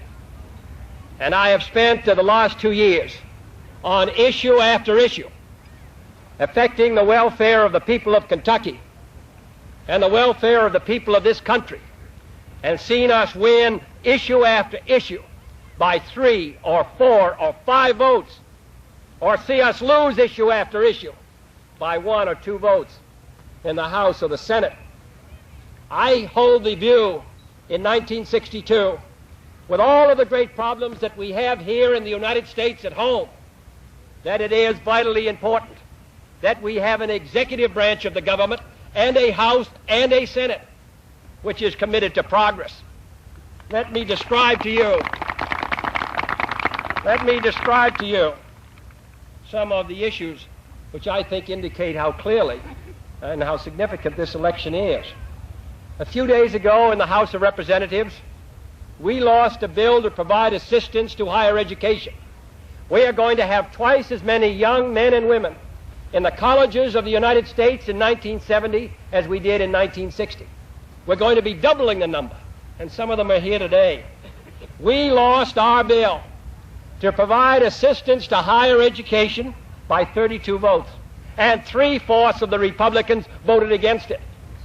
Last year, 84% of the Republicans in the United States Senate voted against nationwide financing of unemployment compensation. Eastern Kentucky, West Virginia, parts of Indiana, Southern Illinois, parts of Ohio know what it is to have chronic unemployment. 84% of the Republicans in the Senate voted against nationwide standards for unemployment compensation. Last month, 9 out of 10 Republicans in the Ways and Means Committee of the House, which must report the bill to the floor, voted against renewing temporary unemployment compensation for those hundreds of thousands of workers who every month exhaust their unemployment compensation and can't find a job and go on relief. That's why we're out here today. 81% of the Republicans in the House voted against the area redevelopment bill, legislation which is needed to assist those areas of the country which have chronic unemployment of 10, 15, and 20% and need new companies and new jobs. 80% of the Republicans in the House voted against a minimum wage of $1.25 an hour. That's $40 a week in those firms in interstate commerce. Now that's the issue in this campaign. These Republicans, and they are all fine men, but they do not agree with our view of the necessity for the passage of this kind of legislation. They are joined by a few Democrats who oppose progress also, and this combination, this coalition, prevents us on issue after issue from securing the passage of important legislation. They have opposed it for 30 years. I can tell you what we stand for, but I challenge anyone to tell us what the Republican Party stands for in 1962 on a record such as this. Now that's why we come here today asking your help in electing Frank Chelf as the congressman from this district to take the place of a distinguished Congressman Brent Spence, who has been the author of more significant legislation, particularly dealing in the field of housing, than any member who served nearly in this century. And we need a United States Senator Wilson Wyatt. This summer we lost health care for the aged, which affects not only the aged, but their son and daughter, who's about 40 or 45, who must support their father or mother and also must educate their child. A change of one vote in the United States Senate would have secured the passage of this piece of legislation. And I must say, though, this is a matter which Kentucky must decide in a time when we have a Democratic administration and president, a Democratic House and Senate. Who speaks for Kentucky with 2 Republican senators, and there's a chance this year to change it by sending not only a Democratic senator, but far more importantly, a distinguished American who can serve not only Kentucky, but also the United States of America. So we ask your help for him. Politics is a profession which interests comparatively few people. But the things that we're talking about are the matters which go to the vitality of the United States in 1962. This country has a great many responsibilities here in the United States, and only if we meet them can we be sure of being strong abroad. Therefore, I come to Kentucky, and I ask a state with a long Democratic tradition, with a distinguished governor, a state which has occupied a position of leadership in the Congress for years. I come to Kentucky and ask your support in returning Democrats to the House and a Democrat to the United States Senate. The President's remarks to the overflow crowd at a Democratic bean feed from the Hippodrome at the State Fairgrounds, Minneapolis, Minnesota, October 6, 1962. This must be the group who did not send Hubert Humphrey a Christmas present. Next year, we'll put you all in the other room. I do want to express my admiration for what I heard was the largest meeting of its kind in the history of this state. And I want you to know how much we all appreciate the effort that you have made, the commitment you've made to the Democratic Party. We are, as you know, the oldest political party on earth. And I must say that I take the greatest pride and satisfaction in our inheritance from Jefferson and Cleveland and Andrew Jackson and Wilson and Roosevelt and Truman.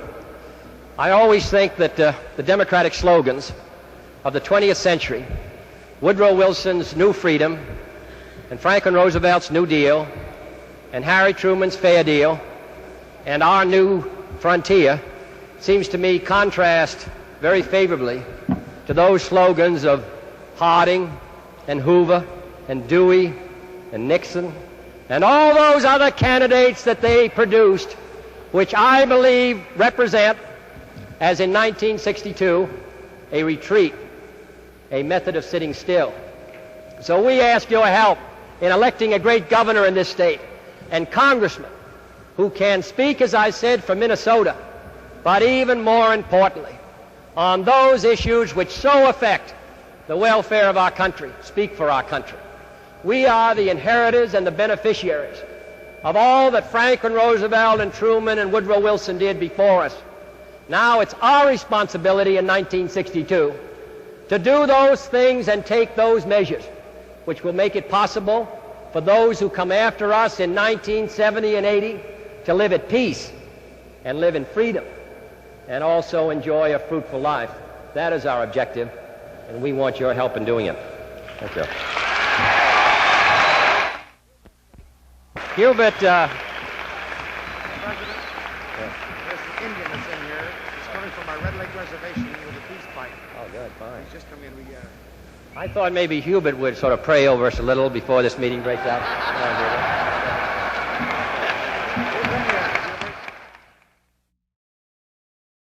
Remarks of the President at a Columbus Day celebration from City Hall in Newark, New Jersey, October 12, 1962. I want to express my great appreciation to all of you for your generous invitation to come here today. My grandfather, John F. Fitzgerald, who used to be the mayor of Boston and was a congressman, always used to claim that the Fitzgeralds were actually Italian, were descended from the Geraldinis who came from Venice. I have never had the courage to make that claim, but I'll make it on Columbus Day here in this state of New Jersey today.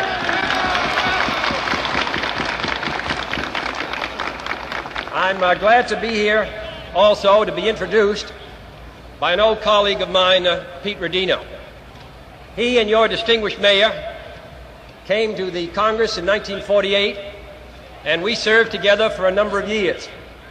They spoke for their city, and they spoke for New Jersey, but most of all, they spoke for the United States. And I'm very proud that the people of his own city have selected you, Adonicio, to be the mayor and continue to send to the Congress of the United States our valued friend, Pete Rodino. We celebrate today Columbus Day. Of all the extraordinary feats, I think the first voyage of Columbus must go down as perhaps the most unusual, but I also think his second voyage, with very little navigational equipment, to be able to do it twice and then to come back again a third time, makes him the most extraordinary adventurer in the long annals of human history. We have today our own frontiers and our own challenges. In space, as Pete Rodino said, in the ocean, we are now able to have submarines navigate under the deep ice floes of the Arctic. We have the great challenges of trying to maintain the peace on this globe and trying to advance the interests of the human race. And we also have the most exciting adventure, I think, here in our own cities and here in our own country, to make it possible for every American to live a rich and fruitful and productive and prosperous life. That is a challenge which carries with it the greatest responsibility, the greatest burdens, and the greatest opportunity for us all. So I think that on Columbus Day, we do well to recall the past, the 40 million Americans of Italian extraction who followed Columbus. 4 of our states now have governors who are Americans of Italian descent. They serve in the Senate. They serve in the cabinet.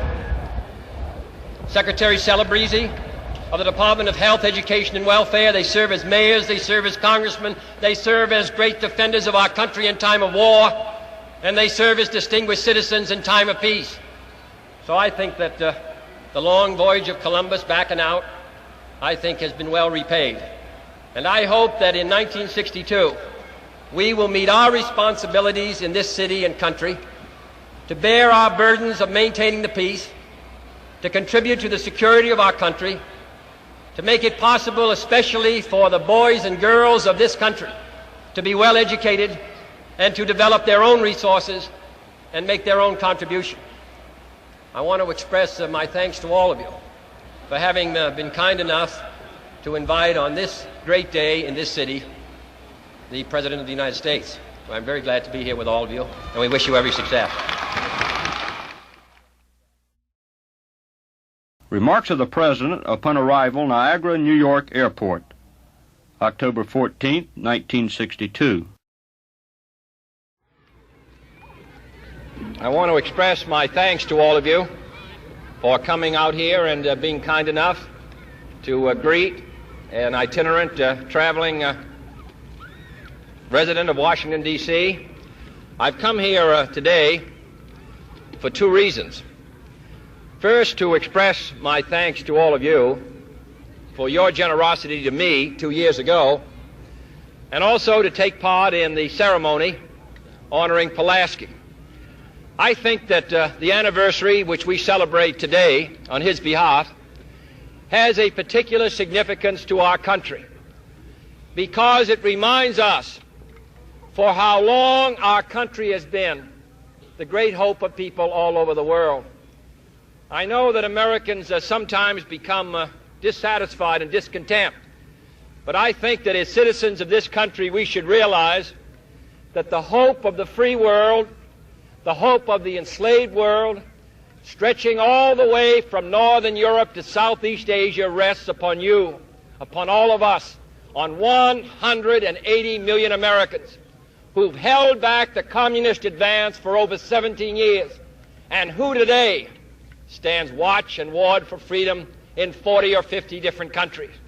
That is a proud role which we did not seek, but from which we do not flinch. And I think it's most appropriate to remind ourselves when we salute Pulaski, who fought for our freedom, that we in this country maintain the freedom of hundreds of millions of people who without us would be permanently enslaved. That's why I'm proud to be an American.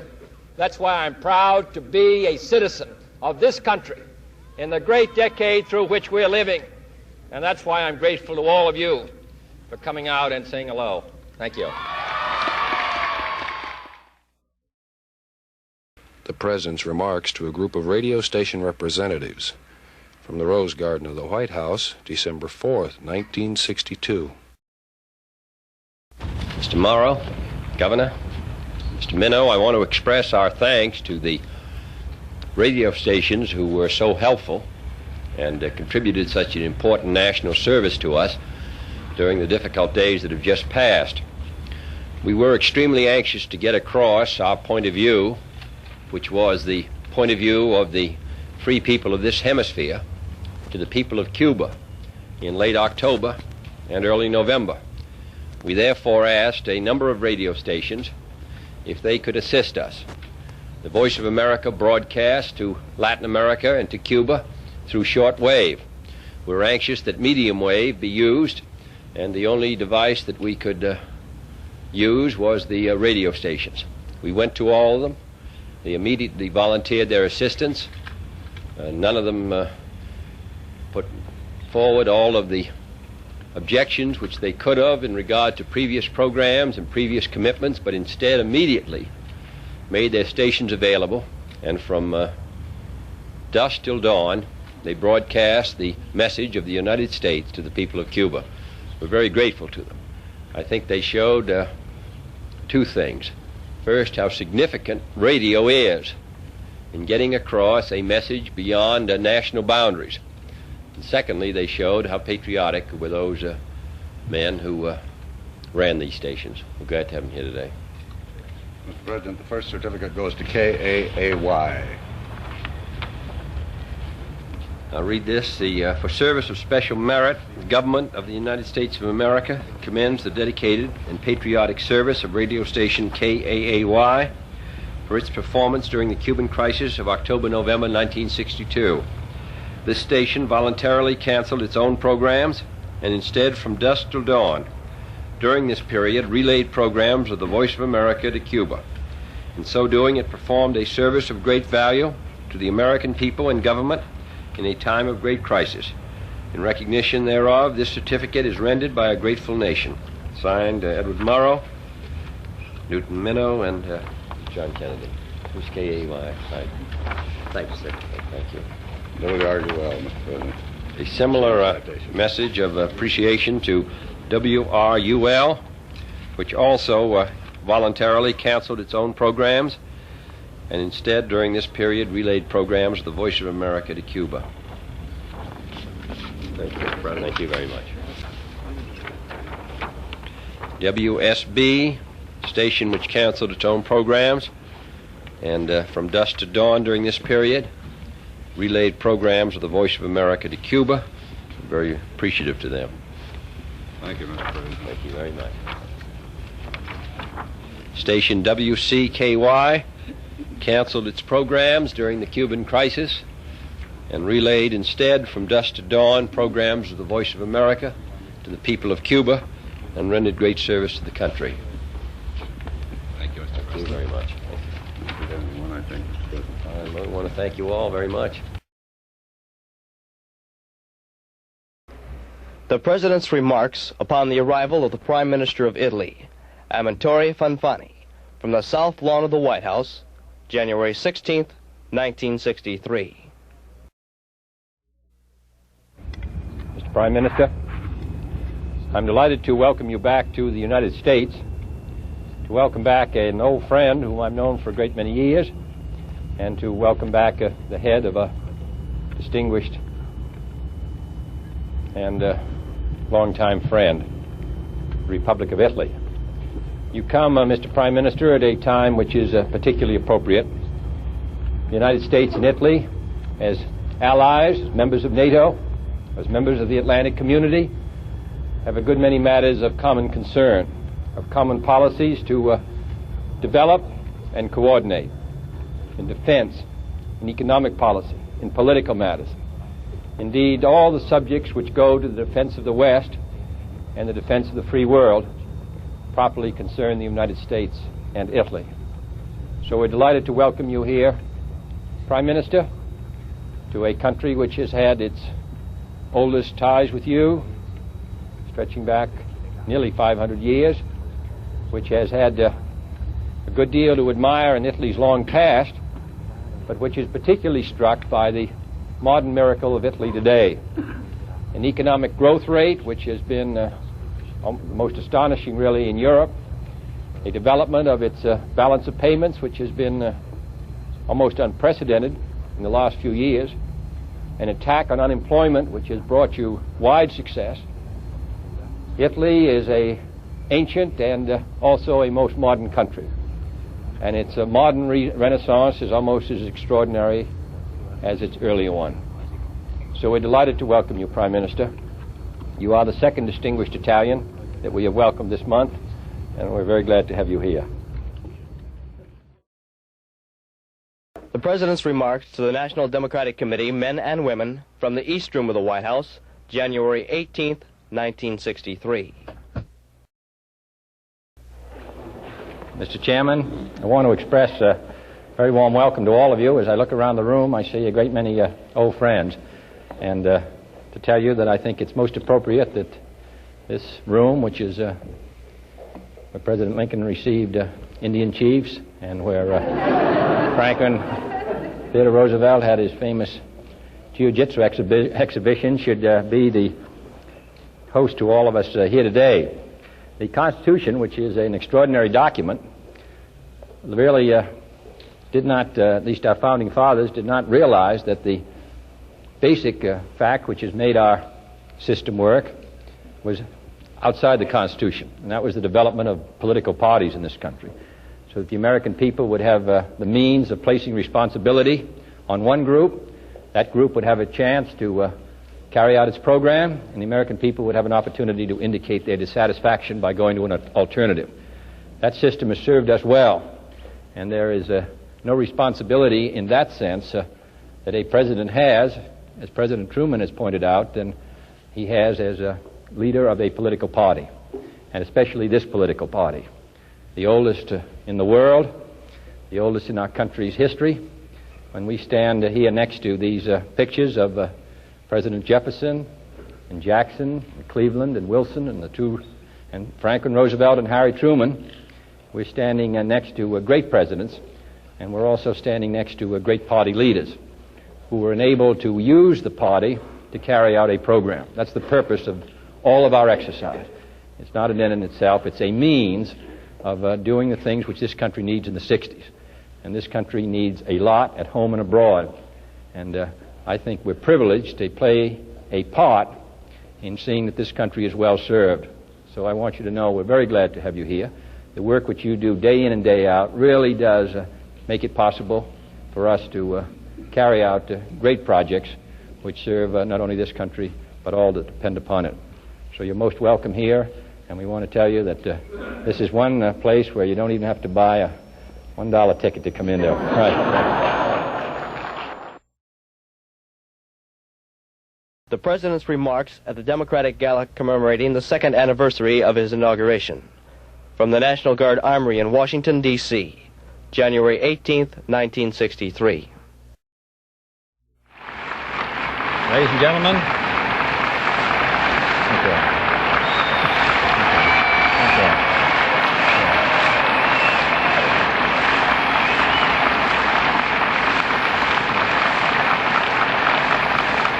ladies and gentlemen, John Bailey, Mr. Vice President, Bedford Wynn, I want to express all of our thanks to all of those who were so generous with us tonight.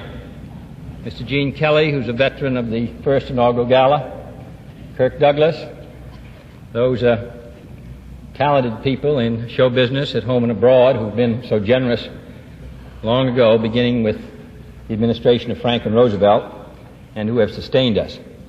I want to thank all of you. Matt McCluskey was the originator 30 years ago of the $100 dinner. We have revolutionized that by removing the dinner, but we are hanging on to the $100.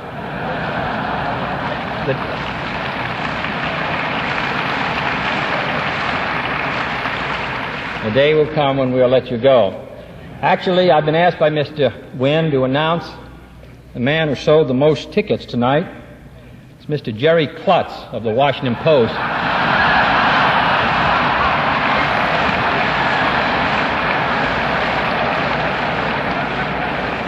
Actually, I was invited to a cocktail party by Kenny O'Donnell, and that's the way I happened to get my ticket. In any case, I want to thank you for your help. A party is of no use unless it fulfills some national purpose. I said the other day in the State of the Union that we were not on the top of the hill but on the side of the hill. I don't think in this administration or in our generation or time will this country be at the top of the hill, but someday it will be. And I hope when it is that they will think that we've done our part. Thank you.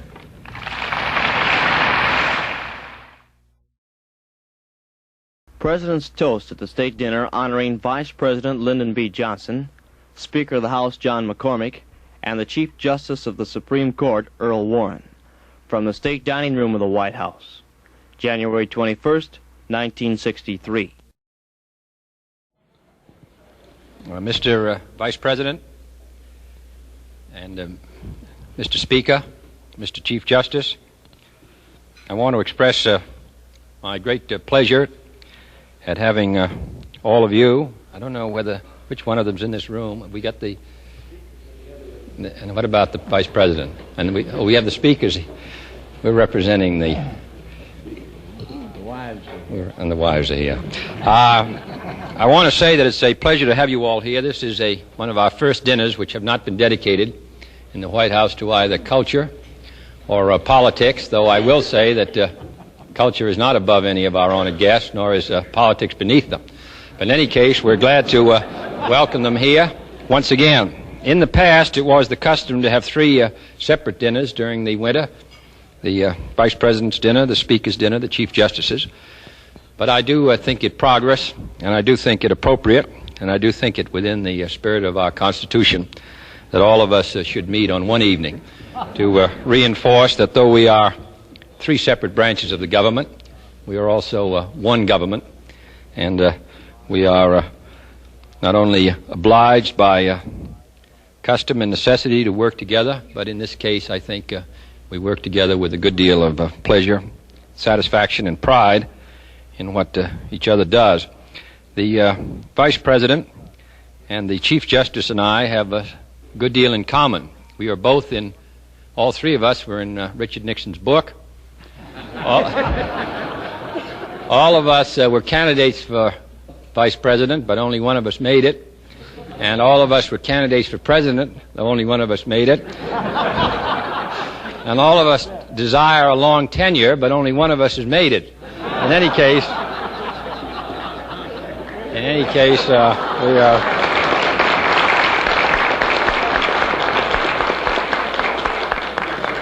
we are delighted to have the Vice President here, the Speaker, who is an old family friend and who has been my friend, and the Chief Justice, who honors us all.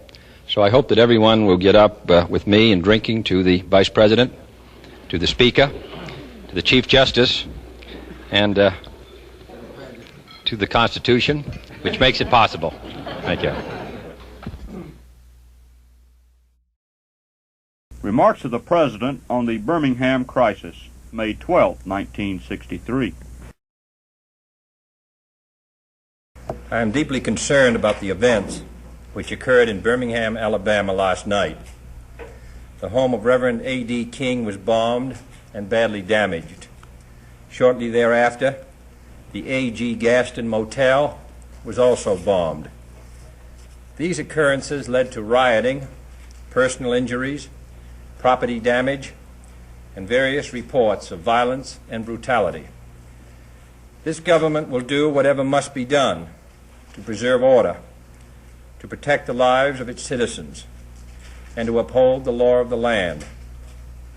I am certain that the vast majority of the citizens of Birmingham, both white and Negro, particularly those who labored so hard to achieve the peaceful, constructive settlement of last week, can feel nothing but dismay at the efforts of those who would replace conciliation and goodwill with violence and hate. The Birmingham Agreement was and is a fair and just accord. It recognized the fundamental right of all citizens to be accorded equal treatment and opportunity. It was a tribute to the process of peaceful negotiation and to the good faith of both parties. The federal government will not permit it to be sabotaged by a few extremists on either side who think they can defy both the law and the wishes of responsible citizens by inciting or inviting violence. I call upon all the citizens of Birmingham, both Negro and white, to live up to the standards their responsible leaders set last week in reaching the agreement, to realize that violence only breeds more violence, and that goodwill and good faith are most important now to restore the atmosphere in which last week's agreement can be carried out. There must be no repetition of last night's incidents by any group. To make certain that this government is prepared to carry out its statutory and constitutional obligations, I have ordered the following three initial steps. First, I'm sending Assistant Attorney General Burke Marshall back to Birmingham this evening to consult with local citizens. He will join Assistant Deputy Attorney General Joseph F. Dolan and other Justice Department officials who were sent to Birmingham this morning. Two, I have instructed Secretary of Defense McNamara to alert units of the armed forces trained in riot control and to dispatch selected units to military bases in the vicinity of Birmingham. Finally, I have directed that the necessary preliminary steps to calling the Alabama National Guard into federal service be taken now, so that units of the Guard will be promptly available should their services be required. It is my hope, however, that the citizens of Birmingham themselves will maintain standards of responsible conduct that will make outside intervention unnecessary and permit the city, the state, and the country to move ahead in protecting the lives and the interests of its citizens and the welfare of our country. Thank you. Remarks of the President at dedication of the East Coast Memorial to the Missing from Battery Park in New York City, May 23, 1963. General Devers, Reverend Clergy, Senator Mansfield, Secretary Gilpatrick, Mayor Wagner, Admiral Kincaid, Sir John, Commodore, ladies and gentlemen. Admiral Rickover wrote me a few days ago describing the ceremony of the commissioning of a new Polaris submarine, the Andrew Jackson. And he said that to each captain of the new submarine, he gives a plaque which contains an old Breton prayer which was said by fishermen from there for hundreds of years. And the prayer says, "O God, the sea is so great and my boat is so small. The sea has been a friend or an enemy of us all, but it has never since our earliest beginnings carried special hazards for the people of this country. We started as a beachhead on this continent. Our forebears came by that sea to this land. The sea has been our friend and on occasions our enemy.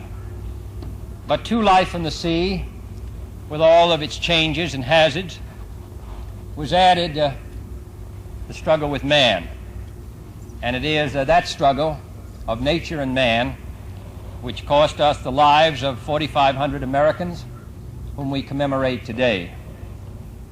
We commemorate them particularly appropriately here in the shadow of the Statue of Liberty.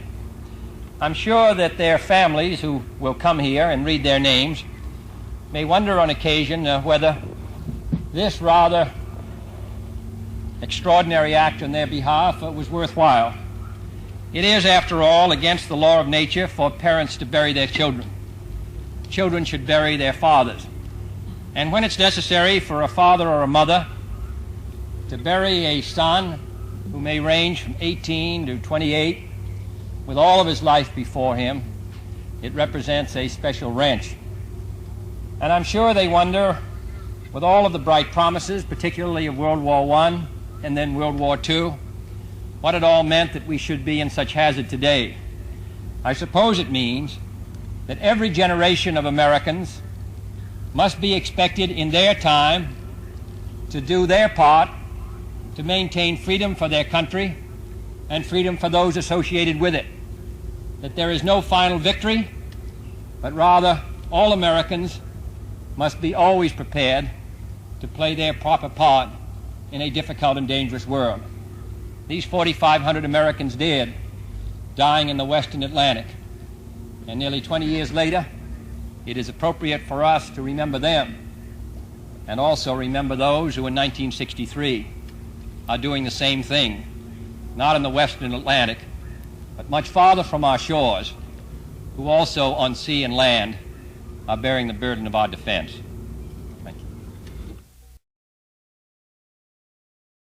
Remarks of the President upon arrival at the Honolulu International Airport from Honolulu, Hawaii, June 8, 1963. Governor,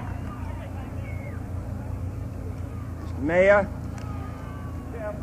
Senator Inouye, Senator Fong, Sparky, Tom Gill, ladies and gentlemen, I want to express a very warm aloha at being back here in Hawaii, and to tell you that I come from another part of the United States, 6,000 miles away, and we are proud of this city and this state and what it stands for.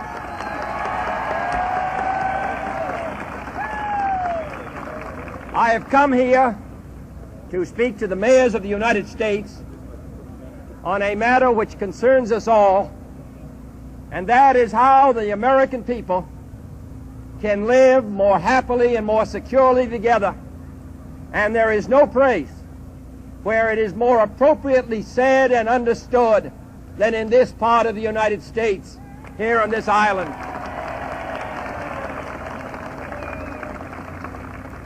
Reaching into the Pacific, yet part of the United States, this island represents all that we are and all that we hope to be. I'm proud to come here. In 1960, I went to Alaska and did not come here.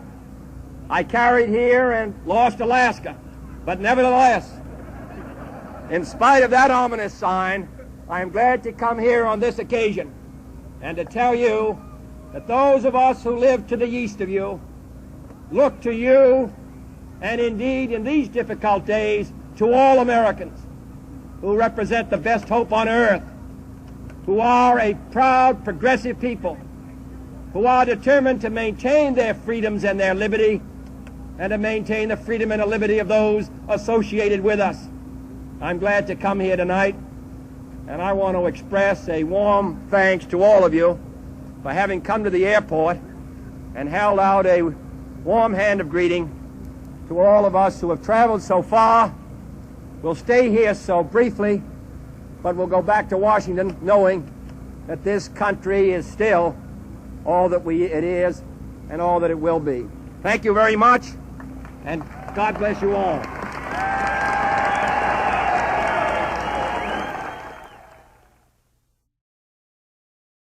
Remarks of the President at the Centennial Celebration of West Virginia. From the Capitol Steps in Charleston, West Virginia, June 20th, 1963. Governor Barron, Senator Jennings Randolph, Senator Bob Byrd, Congressman Slack, Ken Heckler, Mrs. Key, Holly Staggers, Bob McDonough, ladies and gentlemen. The sun does not always shine in West Virginia, but the people always do. And I'm delighted to be here.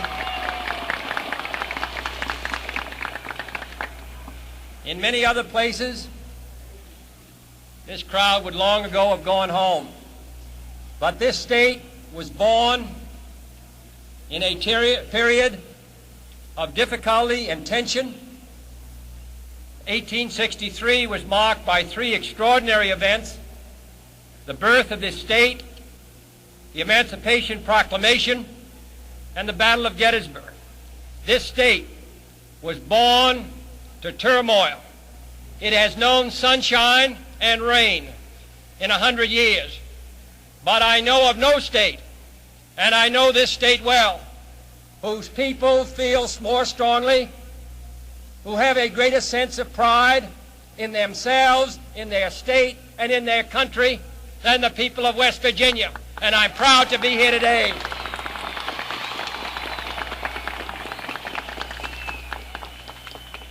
I am proud to come here today to join you in saluting the birth of this state. I'm proud to join you in telling the United States what West Virginia stands for. And I'm proud to join you with the same hope for the future of this state in 1963 that you must feel. When I was here in 1960, West Virginia had all of the difficulties which had affected it for so many years. This state has still many problems, and so does this country. But where in 1960, West Virginia was at the bottom 50th in the percentage of attention it received from the national government, it is a fact that in 1963 it has moved up to 30th. This state has cut unemployment in half. There's still too much unemployment, but I believe that West Virginia and the United States have a bright future. I would not be where I now am. I would not have some of the responsibilities which I now bear if it had not been for the people of West Virginia. And therefore, I'm proud to come back here on this rainy day and salute this state and join you in committing West Virginia and the country to another 100 years of progress. I salute West Virginia, and I join you.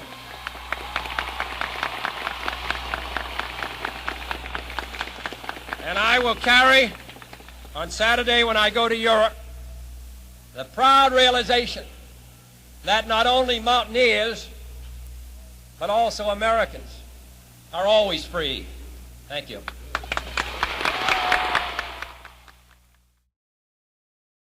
Remarks of the President upon arrival, Tegel Airport, Berlin, June 26, 1963. I want to express my warm thanks to Mayor Brandt for his generous welcome. I am very proud to come here to meet the distinguished Chancellor and to be accompanied by an old veteran of this frontier, General Clay, who in good times and bad has been identified with the best in the life of this city. As Mayor Brandt said, I do not come here to reassure the people of West Berlin. Words are not so important, but the record of the three powers, our French friends whose hospitality we enjoy here, our British friends, and the people of the United States, their record is written on rock. The legendary morale and spirit of the people of West Berlin has lit a fire throughout the world. But it is not so surprising, for through history, those who live in the most danger, those who live nearest the adversary, those who keep the watch at the gate, are always prouder, more courageous, more alive than those who live far to the rear. So I'm glad to come to this city. It reassures us. And we express our thanks to the people of West Berlin for their welcome this morning. We come to a city which is 3,500 miles from the United States, but we come to a city which we feel to be part of us. Thank you.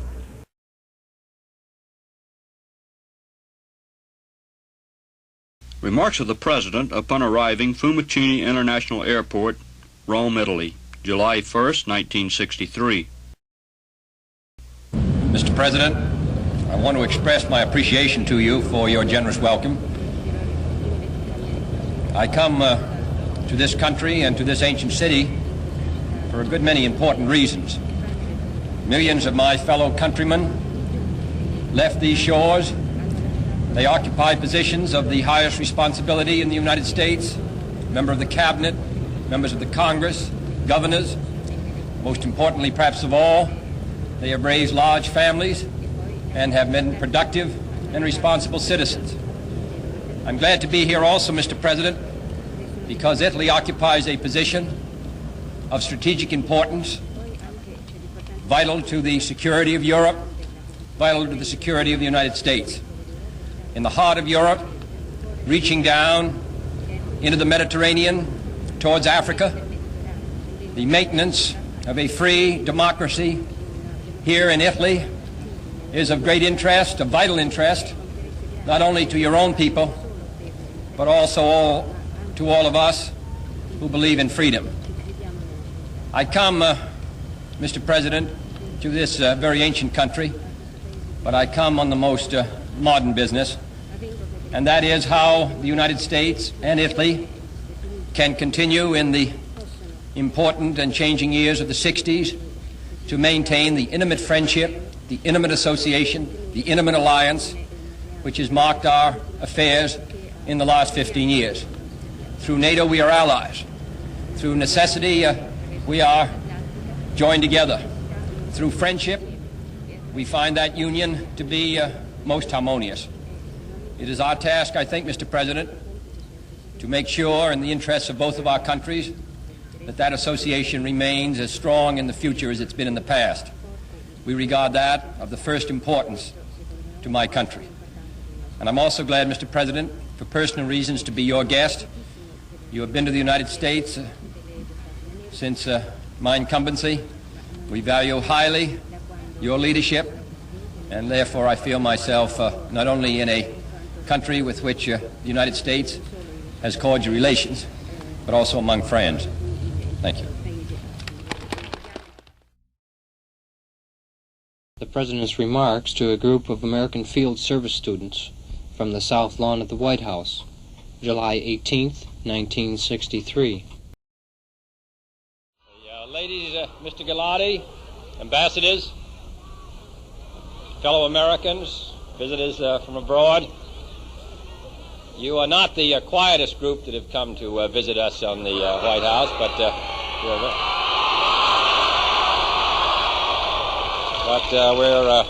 we're glad to see you here. I wonder how many in this audience comes from different parts of the world. Perhaps first we'll start with this hemisphere.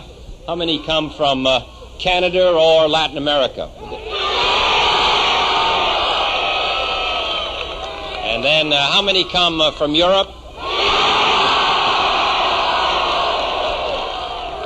Well, we'll divide Europe. How many from Scandinavia? And then the rest of Europe. And then Africa. And Asia, which we... And Australia or New Zealand. Well, you're a small group, but we're glad to have you here. Well, I want to first of all express my commendation to the American Field Service.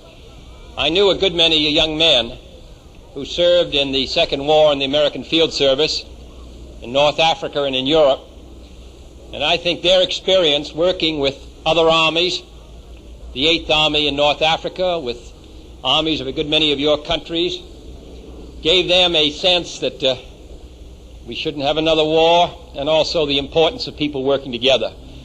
I hope when you go back to your country and you read all the terrible things that they write and say about the United States, that you will occasionally remember that they are talking about a family in Davenport, Iowa, or in Massachusetts, or in California.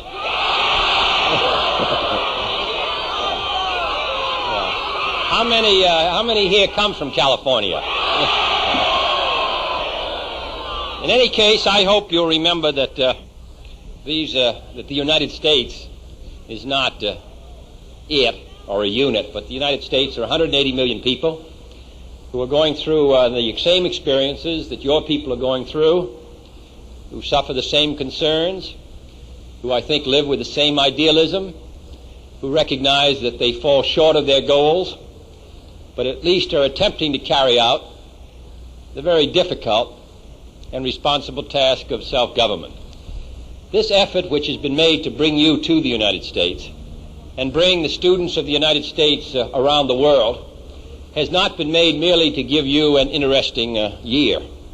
It has been made because a judgment has been reached that you will be among the future leaders of your country, that you carry with you a sense of responsibility and commitment, and that when you go home, you will not be a friend of the United States, but rather a friend of peace, a friend of all people, that you will desire to see goodwill among all nations, and that you will stand in your community, in your state, and in your country for those principles which motivate us all around the globe. A chance for everyone, a fair chance for everyone, and also for a world in which we have some hope for peace. If we're able to do that, this will be the most remarkable generation in the history of the world. No generation has passed.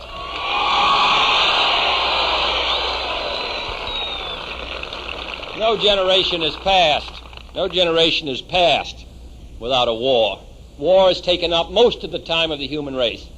And now we have the terrible responsibility, at a time when we have weapons which will destroy the human race, of working out means of living together.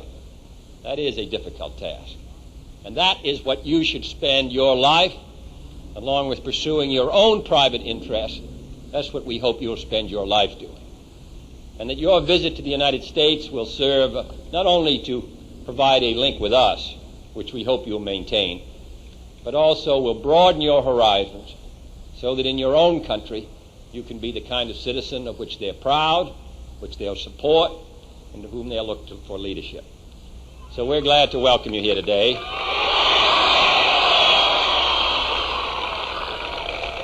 I hope that you will write to some of the families when you've gone home, and that they will write to you, and that someday you will come back to the United States when I'm old and gray as a president or as a president, or even more importantly, as a First Lady of your country. Thank you.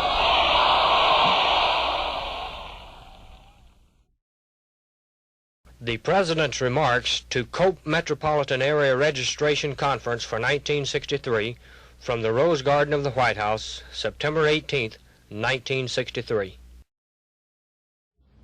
Mr. Meany and Al Barkin, Andy B. Miller, ladies and gentlemen, I want to welcome you to the White House again. I think most of you have been here before.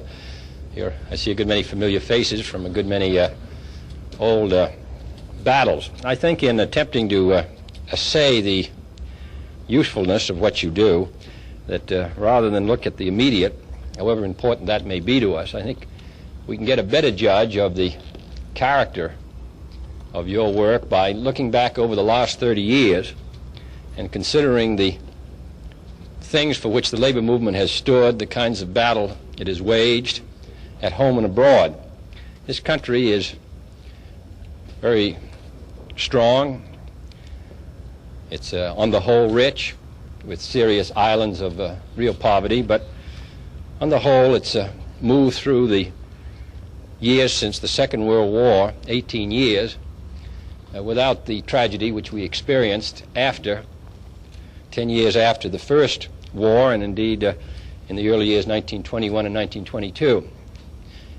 There have been a number of explanations for that, but I think one of the, probably the most important, was the solid framework of legislation established in the 30s, which has put a platform under the lives of most Americans, whether it's minimum wage or Social Security or unemployment compensation or housing, urban renewal, protection of the bank deposits, all the rest.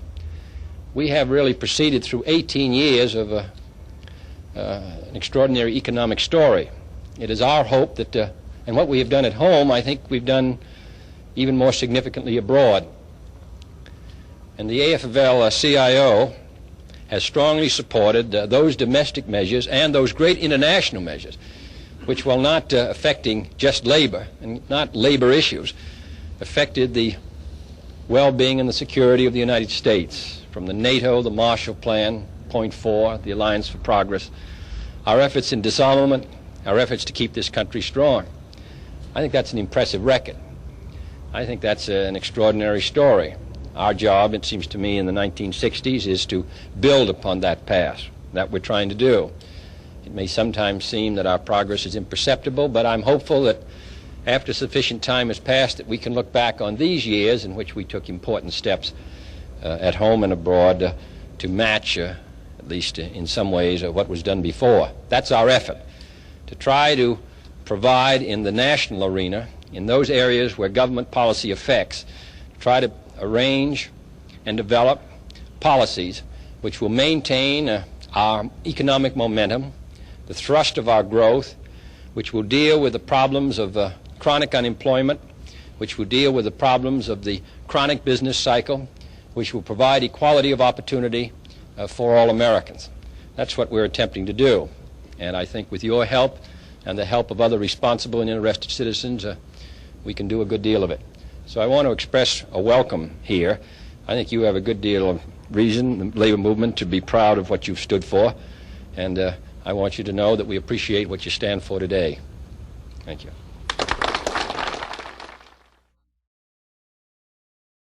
The President's remarks at arrival ceremonies in honor of His Imperial Majesty, Emperor Haile Selassie of Ethiopia, from Union Station in Washington, D.C., October 1st, 1963. Ladies and gentlemen, I know I speak in behalf of all of my fellow Americans in welcoming His Imperial Majesty back to the United States.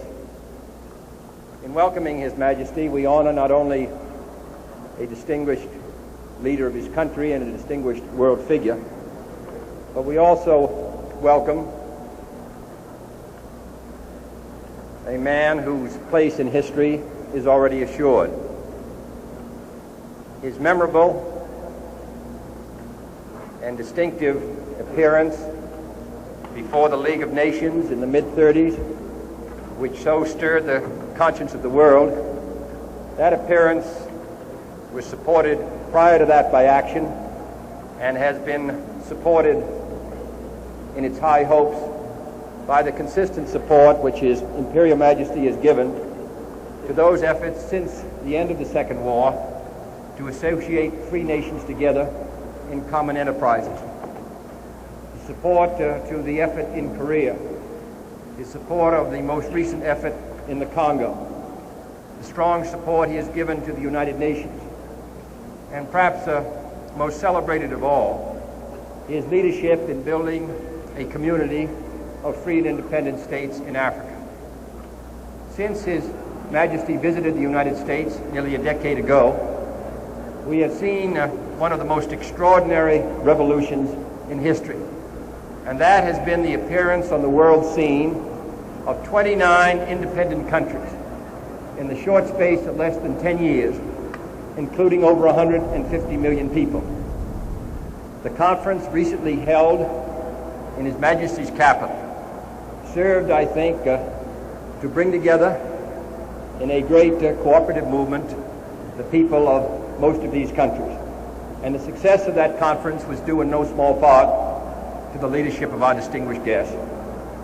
Therefore, for what he has done in his own country, his efforts to move his country forward and provide a better life for its people, and his efforts throughout the world, which stretch back over 30 or 40 years, for all of this, Your Majesty, we take the greatest pride in welcoming you here. You do us honor, and I can assure you that there is no guest that we will receive in this country that will give a greater sense of livelier pride and satisfaction to the American people than your presence here today. Your Majesty, you're most welcome.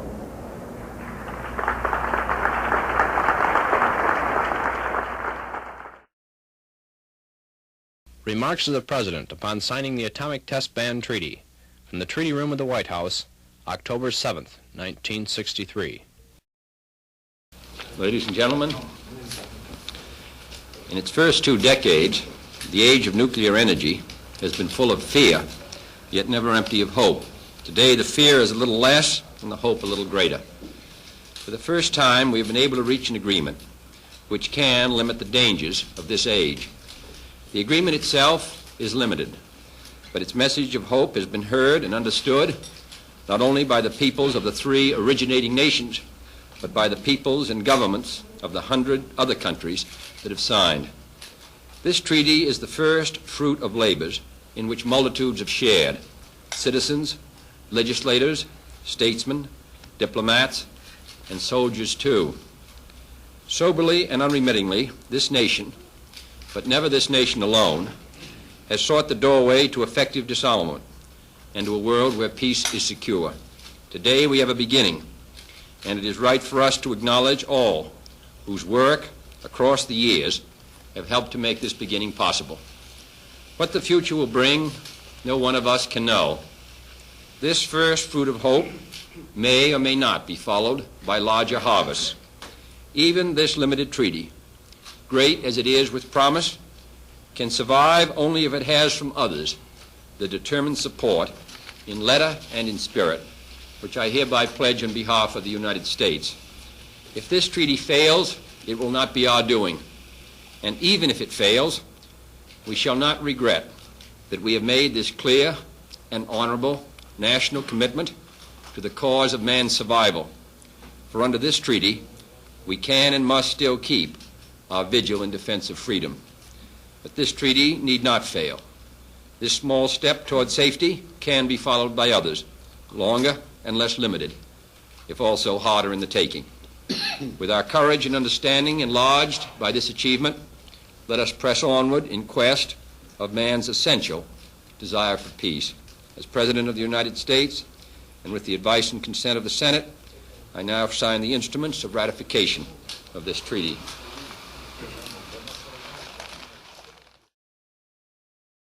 Remarks of the President upon presenting the 1963 Collier Trophy to the original team of 7 astronauts from the Rose Garden of the White House, October 10th, 1963. Sir, Mr. Vice President, gentlemen, I want to express a very warm welcome back to the White House, where all these gentlemen have come on other occasions. And I'm particularly glad that the decision has been made to award the trophy this year to them. I think it honors an extraordinary page in American history as well as in the history of flight. And I hope that this award, which in a sense closes out this particular phase of the space program, will be a stimulus to them and to other astronauts who will carry our flag to the moon and perhaps even someday beyond. I want to express my appreciation to the armed forces of the United States who have supported this effort, who have provided these young men, to Mr. Webb, who directed the space program, and to the officers, some of whom are here, of this immediate project who were responsible for its ultimate success. Most of all, I want to express our appreciation to the astronauts who have become part of the American story in a very real way, and to their wives who are also here. I imagine that someday we'll be welcoming them back, 1, 2, or 3 of them anyway, who have gone a good deal further than they've now gone. And I hope we're all here to participate in that. I wonder if Mr. Webb might say a word about this award, more especially about the significance of this great effort in space. I just want to say one more word while we've got an audience, and that is about this space program. When the plane was first invented, I'm sure there are a good many who wondered what possible use it could be. When the first Sputnik went up, satellite, I'm sure it was regarded as an extraordinary feat, but perhaps of great international significance. I can assure you that it's had the most extraordinary influence on our lives, been useful beyond measure to the United States, and I feel that way about what we're trying to do now. It may, to some who maybe only dimly perceive where we're going and what it's going to mean, they may not feel that this is of the greatest priority to our country. I'm confident that when this job is done of giving the United States the kind of position in this area which it must have, that it will then become as obvious to us, its significance is obvious to us, its use is obvious to us, its benefit is obvious to us as a country, as the Sputnik, the satellite, is to us, as the airplane is to us. And I think that in the course of that, we'll have particular appreciation to the Americans who are here today who led this effort. So it's a great pleasure I present to them this celebrated award.